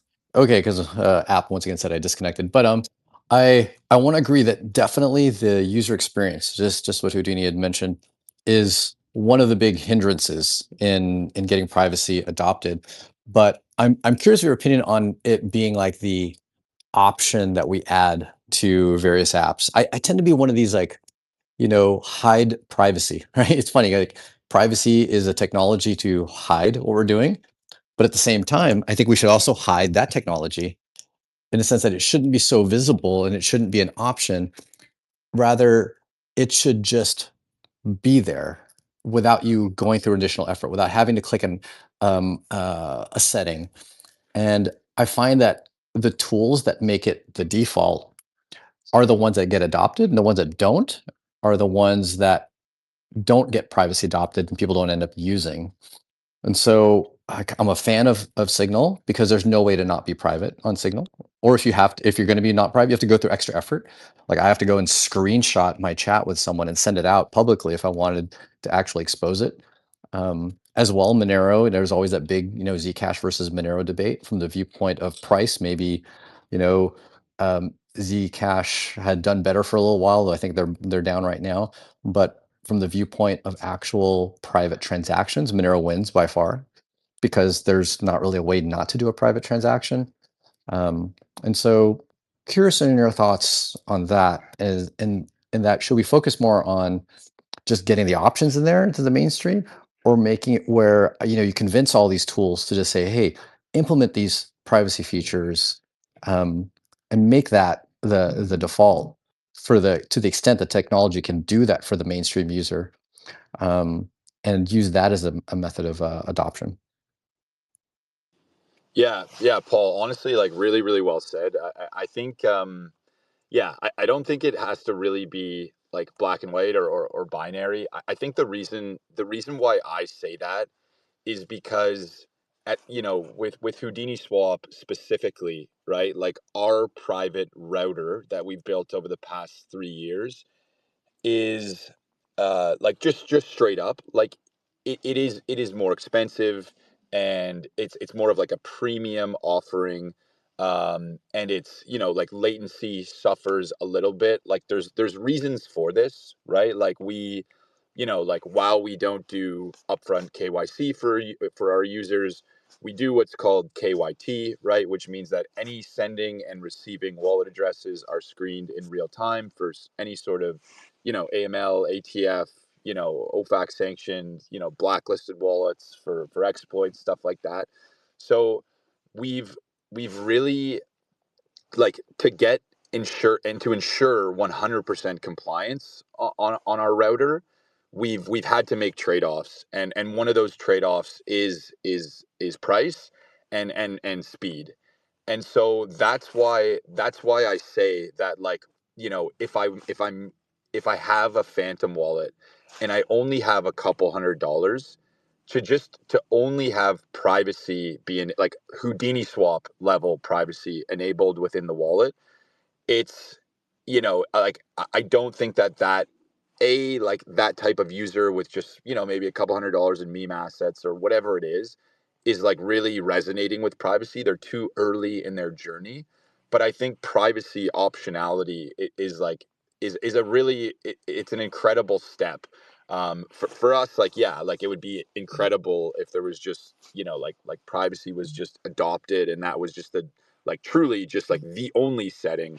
But as it currently stands for us, like, it is not that analogy of Gmail to Proton, because it's like, okay, I go to Proton, but now it's a bit more expensive and it's a bit slower. And so, like, we are working 24/7. Like, that's like where 99.9% of our engineering time goes to, is to get that cost and latency down, to a place where we feel like, this is bulletproof. But as it currently stands, like, it is, maybe it's like the Uniswap or the Jumper or the, the Rocket X or the Bungee user converting to Houdini swap. They're going to have, not 2-minute finality at, a fraction of a basis point, right? Like, it is that Uber Black where it's like a bit more expensive and it's a premium offering. It caters to the high net worth individual. It caters to the Fidelity Digital Assets that's trying to leg 20 million into a position, and, like, and doesn't want their trading strategies doxed. It caters to the top trader, on Photon or Maestro that, has 40 million across 4,000 wallets, and, is worried about their, their personal security and getting targeted or getting phished or getting scammed. So it's a different user that we cater to, just like Uber, Black caters to a different user to UberX.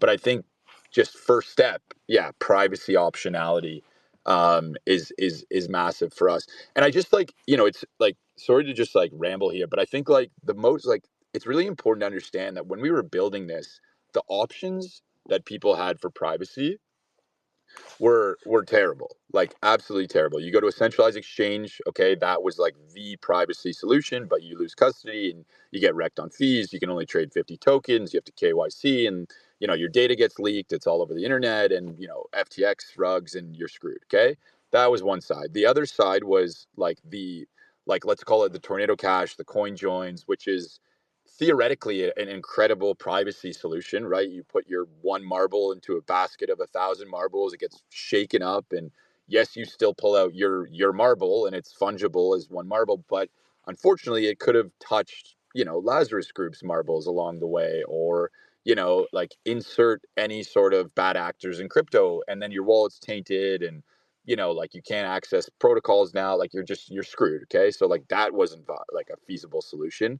And then the other category was like the privacy tokens, right? Which is just a very different call to action. It's like buy Zcash, like buy Monero, and like store value category, commoditized goods.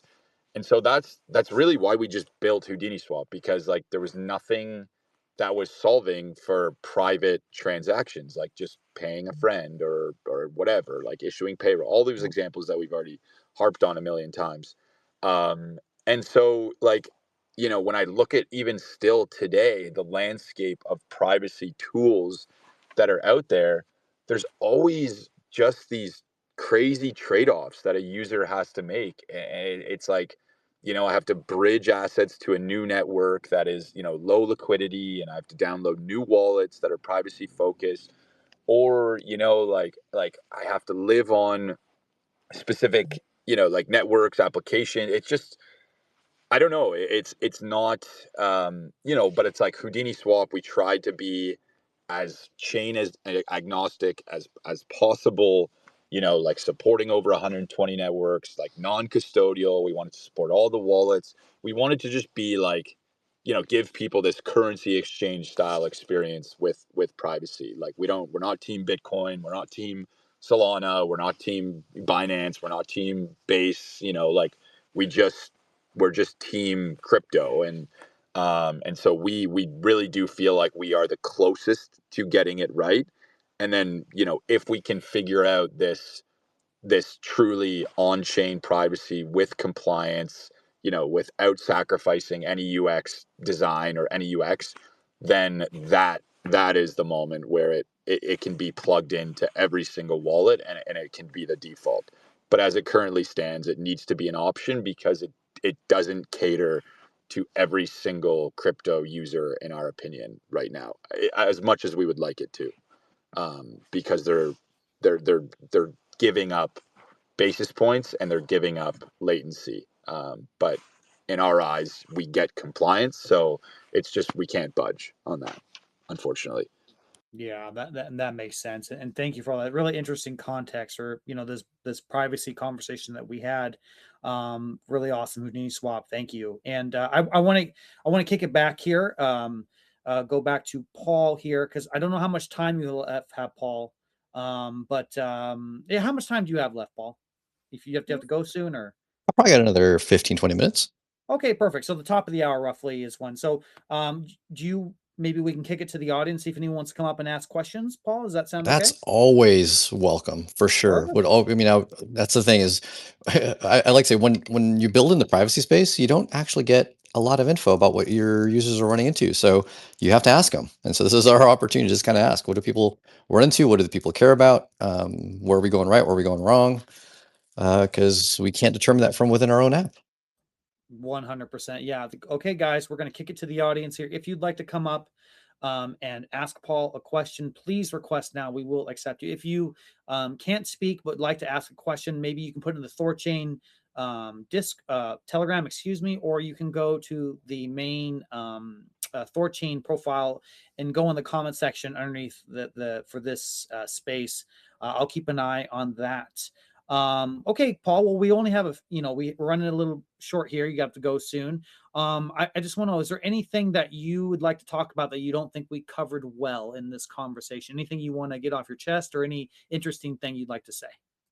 You know, THORChain itself. I mean, I come here not just to kind of ramble and share my thoughts, but also to learn from other people. Um, I'd love to hear, what has, at least in the past few months, what have people been resonating with in the ecosystem of THORChain? What have people been asking for? Also, what do they want with respect to the intersection of THORChain and apps like Edge?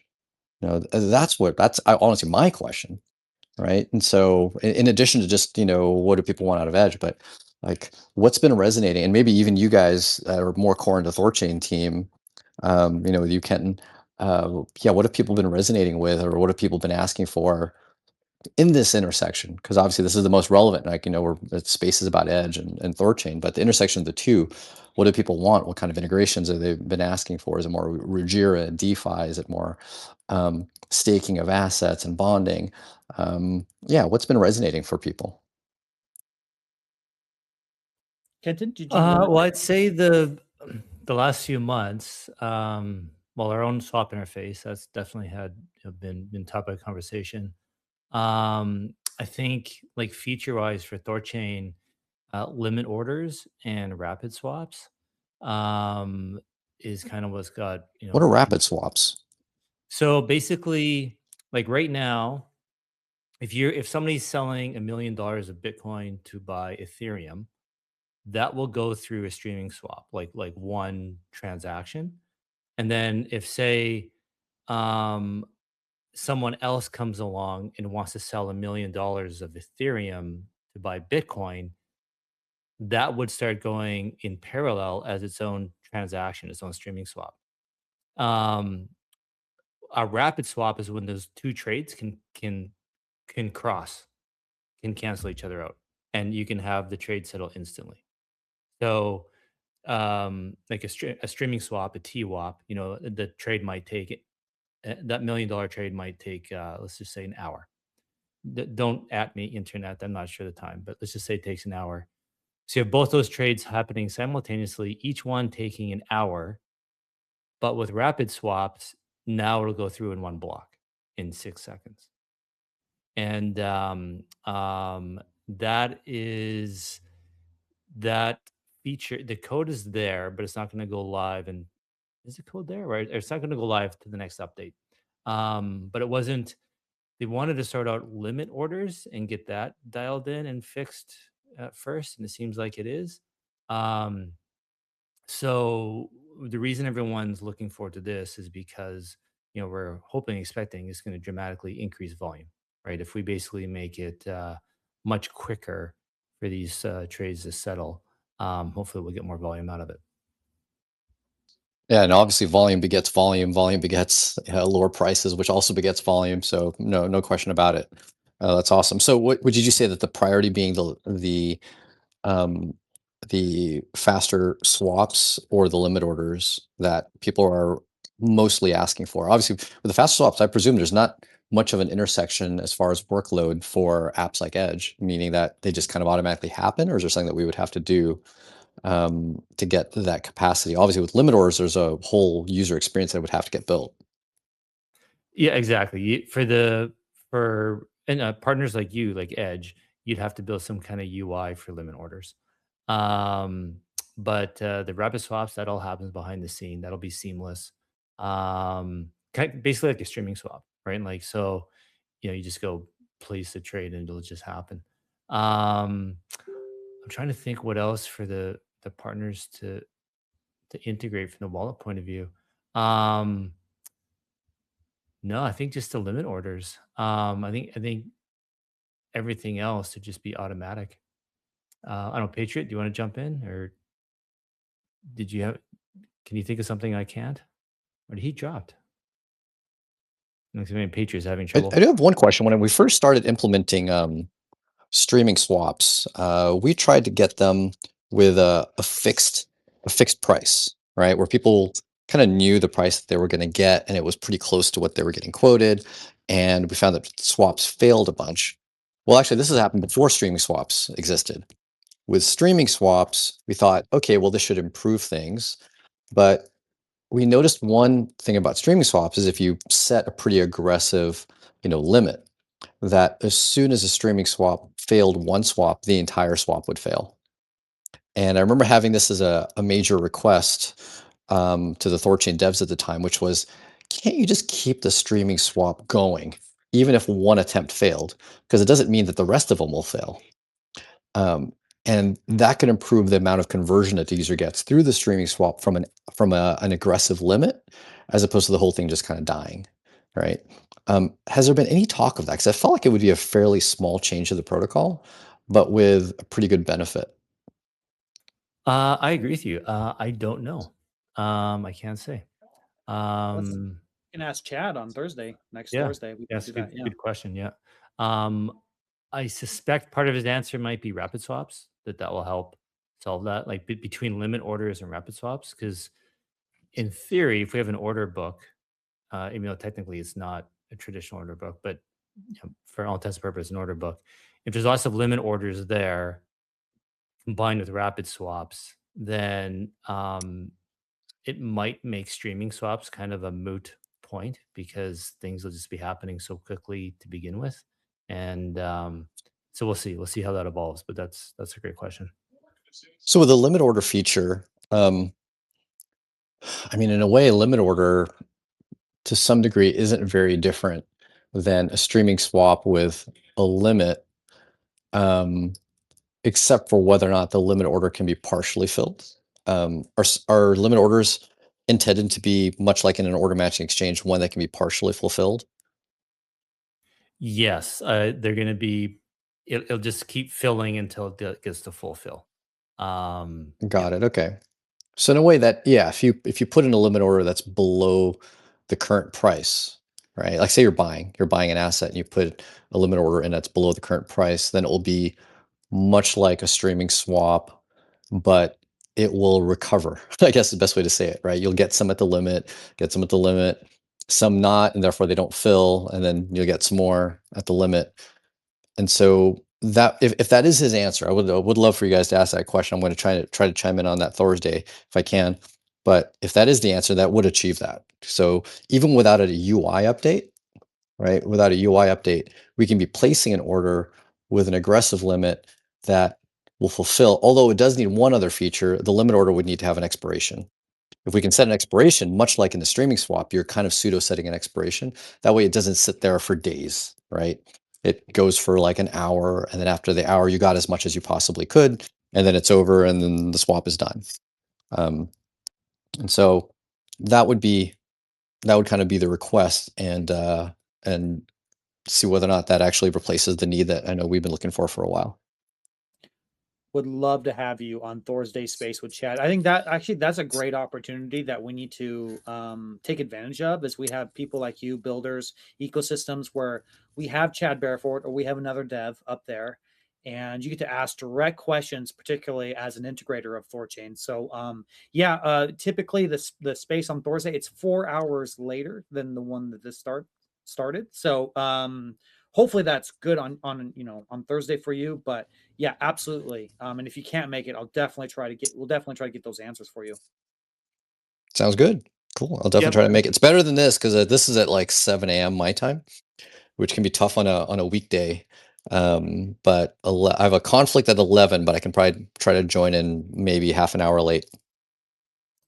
It would be 2 p.m. Eastern on Thursdays. So right. it'd be 11 a.m. 11 a.m. my time. Yeah. 11 a.m. my time, which I have a daily stand up at that time, but it's not very long. It's like half an hour. So I'll see if I can join in afterwards. Absolutely. And hopefully you understand that you're always welcome. I wish it'd be great if we had more devs, partners, other integrations, come up and ask questions too. That'd be great. I would love to, even if it's just for 10 minutes, 20 minutes. You don't have to be there the whole space. You can come in and leave. Yeah, sounds good. We'll try. But to go back to your original question, what's going on at THORChain, people talking about, excited about. I don't know if Patriot, you had anything you want to add to that? It changes a lot. I do my best to keep my pulse on what the community wants. Our community has grown quite a lot, particularly now that we have this whole Rugirin app layer. Really cool things are coming there, Paul. I don't know, but lending, and I know it's a bit of a hot topic right now. Good, but it's like Aave. It's a traditional form of lending where there's liquidations and stuff like that. It's what's been existed for years, but that's about to get lifted up there. So the community is really excited on that. The most recent thing, and we've talked about, so I don't want to be boring, but it's privacy. I'm seeing a lot of people in THORChain really start asking, like, okay, now that Maya protocol has Zcash, right? And we're going to get Zcash too at some point. But let's talk about Monero again. We have a node operator. I'll keep them anonymous, but they're advocating that we take the old code from Black Protocol, which was our first attempt at adding Monero to THORChain. The libraries are now more secure on the Monero side.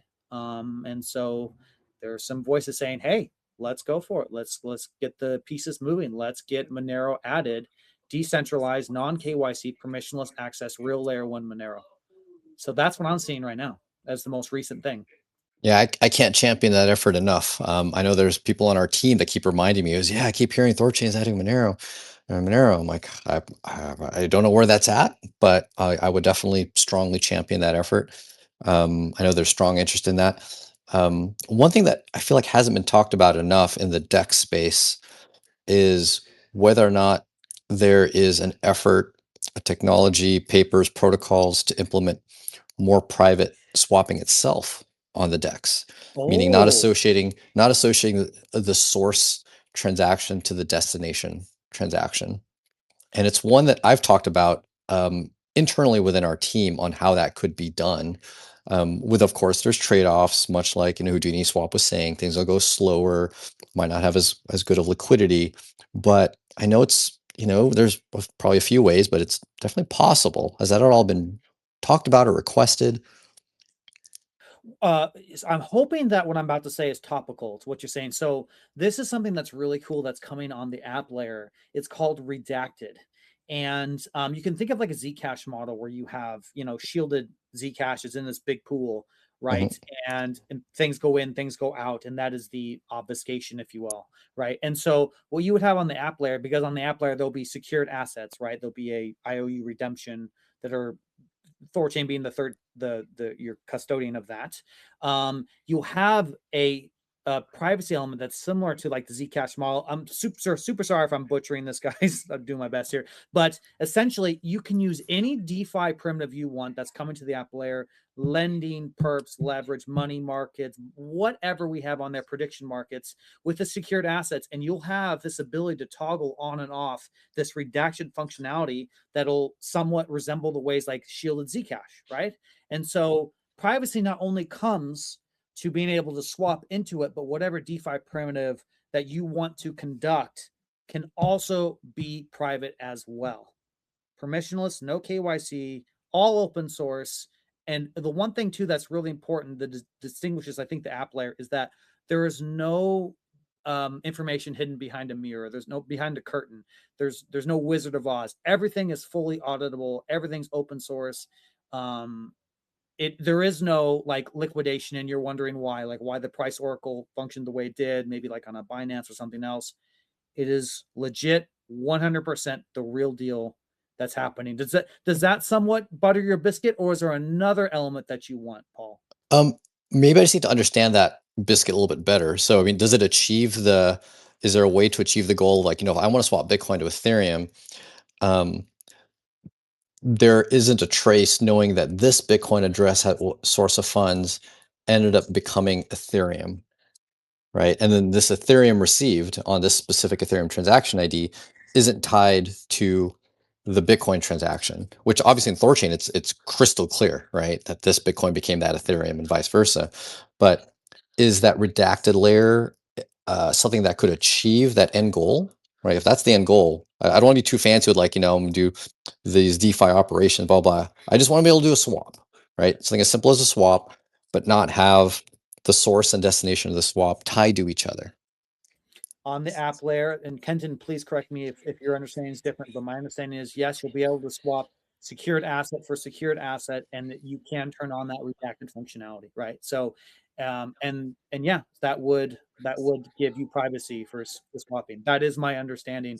I'd love to hook you up with the Rajiran guys, so you can do the deep dive on this. I don't know if you've talked to Pragmatic Monkey or Hans or any of those guys, but and what we're building over here, it's really the real deal. So yeah. Very cool. If that's what it can achieve, and with a decent experience, then yeah, that's something I would definitely be excited about. Yeah, I'm glad you keep saying that a decent experience, because really that's the core that getting the UX, that is so important. That's how we on-ramp people. We have to make the UX so good. So I'm so glad you keep harking on that, because that is so true. Kenton, I'll kick it to you. Is there anything you think I'm missing? Did I describe anything inaccurately? Um, yeah, I just want to kick it to you real quick. Well, yeah, redacted will be on the app layer, right? So, I think what Paul's referring to is the base layer. So, Yeah, it would have to be on the app layer. Yes. yeah, so when you're swapping wrapped assets, secured assets on the app THORChain's app layer, that will be private with redacted. Um, but if you're doing like a basic layer one to layer one swap on THORChain base layer, that's like I think what Paul is referring to, where you see everything. Um, um, no, Chad has mentioned something about like kind of making all swaps memoless, where it like with the memoless swaps, it's recording less information, which would which would help increase some privacy. Um, Um, yeah, but that's still fully traceable. Like even if it just makes it a little bit harder, yeah, right? So even a memoless swap doesn't quite achieve that goal. If someone wanted to, you just have to look at the THORChain blockchain itself, and then yeah. on THORChain there's a record. So that I don't think that achieves the same level of privacy that I think we're kind of envisioning. Um, but I don't yeah, think so either. Yeah, I think kind of like privacy in the base level on THORChain. My understanding is that it can't happen because everything has to be auditable, right? Like everything's got to balance, right? And you got to all the nodes, everybody has to be able to read everything. Um, And so this is one of the defenses or justifications for having a Monero pool, for example, is that the privacy doesn't actually occur on THORChain. Like the privacy would be happening on the Monero protocol. So in theory, THORChain should be fine because there's nothing, everything's public, right? It can't hide anything because of the way THORChain works. So um and I've not really heard any. My understanding is that it has to be like that. It can't. We wouldn't be able to introduce privacy right at the base layer. Yeah, it's because it exists on the real layer one, right? And this means real. We run real daemons of each layer one asset on THORChain. So Bifrost code, all that stuff. As far as I understand, again, as a non-dev, it's just something that just would not be technically possible because it has to be fully auditable and it's beholden to the layer one itself. Now, maybe there are some tweaks to THORChain that this could change in the future, some distant time down the line. But just the way that I understand Cosmos SDK, it's just not possible. With the app layer, it is, right? And at that point, it's really just a UX issue. It's an additional step. But that's the team. That's what we're gonna do with marketing. Go ahead, Paul. Well, actually, this discussion, you mentioning that, that's why, integrating Monero is keys because that can become the privacy layer, right? Like someone could go from Bitcoin to Monero and Monero to ETH and effectively disassociate the Bitcoin from the ETH. And then from the viewpoint of usability, I think that the missing piece is having a fast Monero. In order to make it about the same amount of time to settle as if you went directly from Bitcoin to ETH. And unfortunately, all of the privacy chains that I think are on the radar for integration are currently too slow. So Monero being like 10 confirmations, 20 minutes. Zcash, even though it's 2-minute confirmation times, they say don't trust that. They're looking like 30-minute settlement as well. So if there were, and actually I do know of one chain that will have fast proof of stake settlement, that if integrated could be that privacy layer to go between the different transparent chains. And currently I'm a big fan of Zano or Zano, however you pronounce it. And that in 2026 on their current roadmap is looking at going full proof of stake where you'll have that fast finality in seconds. And it could then be that layer to, and heck, I got to think about this a little bit more carefully and talk to our developers, but it would be possible for, an app layer, basically an app such as Edge to obfuscate that, where when someone wants to go Bitcoin to ETH, the app can automate the transaction going through another asset such as Zano first and hiding, what's the source and destination asset and effectively giving that end result in a two-step process. But I think that fast finality is a key piece to make that a bit simpler and to give a better user experience to the users. Yeah, I've talked to Zano on Spaces with Joel many times. Great project, and yeah, I didn't realize how fast their block time was, and so actually, that's a really interesting argument you make there, Paul. Like all kinds of lights went off in my head. I really like what you said there. That makes a lot of sense to me. We do have a new speaker. I believe we're related to Edge here. Maybe simply Bima. Did you want to check your mic there? Want to make sure we get you in before Paul has to go. Simply, if you are trying to speak, I do not hear you. I'll give you a few more seconds. I understand it is probably not your fault. It is X rugging you, as it always It happens. is. Yeah. Oh, Okay, well. we'll come back to you in a second. Go ahead, Paul.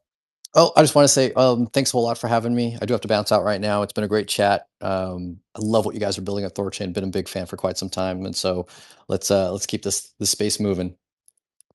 Appreciate you. And you are not, and don't remove yourself from the equation. You also help build THORChain the way it is by being Oh, so thanks important in much. the early days for helping us, man. So I appreciate you. Cool. Thanks a lot, everyone. Thanks, Paul. Cheers. Take care, brother. Kenton, this has been a great space. I have had so much fun with this space. What a great conversation we've had. I really loved it. should we maybe give one last call to the audience? And if not, maybe wrap it from here. What do you think? What do you say? Yeah, I just approved somebody. Mike just came up. Yeah. Mike. Oh, Mike, Yeah, XRP. What's going on, brother? hey, going good. No, I love the space. Always appreciate you guys. I missed most of it. I'm coming in the tail end, but every time I see you in a space, Patriot, I'm like, all right, I got to check this out. I'm actually super interested in privacy. I've always been, big on the right to repair, individual digital privacy, all that kind of stuff. And when getting into crypto, it's like, it seems like Monero has been our leading the charge as far as a privacy option. Then we had this kind of scary destabilization from this cubic project that's just cannibalizing projects and destroying things. So I've been super interested to see what people come up with. I know like Midnight has been an interesting option coming up, kind of looking at things. But I was just listening to you guys talk. I don't know a lot about this stuff, but I was just wondering, would it be possible to make like a standing pool, like a trusting pool of funds, kind of like a liquidity, just a pile of liquidity, right, of different tokens. And then if you initiate a transaction, the transactions are standardized in amounts, right? So let's say it did like $10 increments or something like that, so that if you were selling $100, it would send 10 individual transactions. And then once it goes into that pool, out of the pool, you create a new wallet that it sends out part of the transaction and then maybe some to a different wallet, but just retains custody for that one user, right? Like, which would be a big layer of trust for the network. As a user of the network, you're trusting a system to handle wallet creation and management for you potentially. But my thought is you just obfuscate through just having funds in, funds out. They all look the same and divided so that you can't just look at the amounts going in and the amounts going out and match what's what. I was just kind of thinking like concepts like that, like I'm sure they've been considered and the mechanisms and weaknesses of it understood. I'm just curious if you guys had any thoughts on things like that. Even though you can't do certain things with the protocol itself, with how the validators work, is it possible to do something where you obfuscate just through some kind of like pooled fund mechanism, something like that? That's sort of what the redacted's going to be on the app layer, as far as I understand, right? Let's say you have XRP, right? You hook up your Xamin wallet, you get secure. So your native XRP goes on THORChain. It gets converted into a secured asset that's on the app layer now. And then you have a toggleable option that then you can make a, it's kind of like a shielded Zcash, right? And then each one of these secured assets have their own pool that is air quotes shielded. And then you can do whatever you want with that. And then you're obfuscated in that manner. It's encrypted, whatever you want to say. You get your privacy that way. In the exact design that you're speaking of, I'm not sure, but this would be an interesting conversation for the Rajir devs, because here's the thing with the app layer, we can build almost anything we want to build, right? It's just building what system makes the most sense optimally. Like, does the system you described, is that the optimal way to do privacy, or is it the redacted way where you have these individual shielded pools of the secured assets and then you can move in between them? Like, what is the optimal manner of accomplishing that? Yeah, interesting conversation for sure. And by the way, Mike, just so you know, I don't want to derail the conversation, but lending is about to go full ham on the app layer, so there will be no cap. So native layer 1 XRP loans, my friend, they are coming, and it's going to be like Aave, liquidations, things like that. You can choose your own metrics, your own risk. So something for you guys to keep eye out. I know it might just be the Xamin wallet now. I know Joey wallet and other are more popular, but we'll get working on that. Go ahead, your hand's raised. Oh no, my hand's down. That's a glitch. Oh, X. Yeah, I think on the privacy stuff, yeah, it's exciting about that coming on. I'll be interested in watching that. But yeah, like I think the most secure data is the data that doesn't exist, right? So, anything that gets rid of is not obfuscating data, but if you have systems, which I think if you're talking about the layer 1, it's going to have its constraints there, and that's where things get tricky. So it seems like for most of these chains, obfuscation is kind of the game in town, right? It just depends on what level of complexity it takes for whatever actor to have a system that is able to monitor it, right? Which you might be able to do some things with like floating metrics on your obfuscation where it's constantly changing how it does things. So a simple bot that's tracking one specific method wouldn't work. It'd have to move around. But yeah, I'm interested to jump in some spaces if you guys are talking about what you're doing on the application layer to solve that problem, because I think that would be extremely beneficial. And if THORChain can crack that and provide another privacy option, that would be huge for all of crypto. So definitely a big supporter of that if people are working on it. Absolutely. Yeah. I think next time we got to get together with Rajira and just really see what we can pull from that. Cause I like what you're going with the idea. I 100% agree that privacy now is going to be the standard. I think it's coming. So I'm really excited to get ahead of it and get going on it. Real quick, I'm going to give Simply another shot at the mic. Simply Bima. Sorry if I got your name incorrect. Go ahead and try your mic. And if it doesn't work, I'm sorry, X sucks. Give you a few seconds here. Okay. And I think that Patriot, I have to get going myself. Oh, I understand. Yeah. We'll wrap the space up then. Okay. I got to get going too. Okay. Anything else, Kenton, before we wrap up? Anything else you want to say? I think that's good. I think it's great. Appreciate Paul coming on and everyone's time. And yeah, we'll be in touch next week. Yeah, and thank you, Houdini Swap. Thank you, Mike, and Simply Bima. Come up next time. We'll get you, buddy. So sorry. And guys, what we're going to be doing the next weekend, Saturday, we're going to have Thor Wallet with Pedro. We're going to give them another shot. The week after that, 24th, Let's Exchange, a Monero centralized exchange with Nadine, something we've talked about before, adding it potentially. Very exciting conversation, guys. So keep an ear out for that. And I hope you guys have a rest, blah, blah, blah, blah. I hope you guys have a great rest of your weekend, and we'll catch you all on the next one. Take care, everyone. Bye-bye.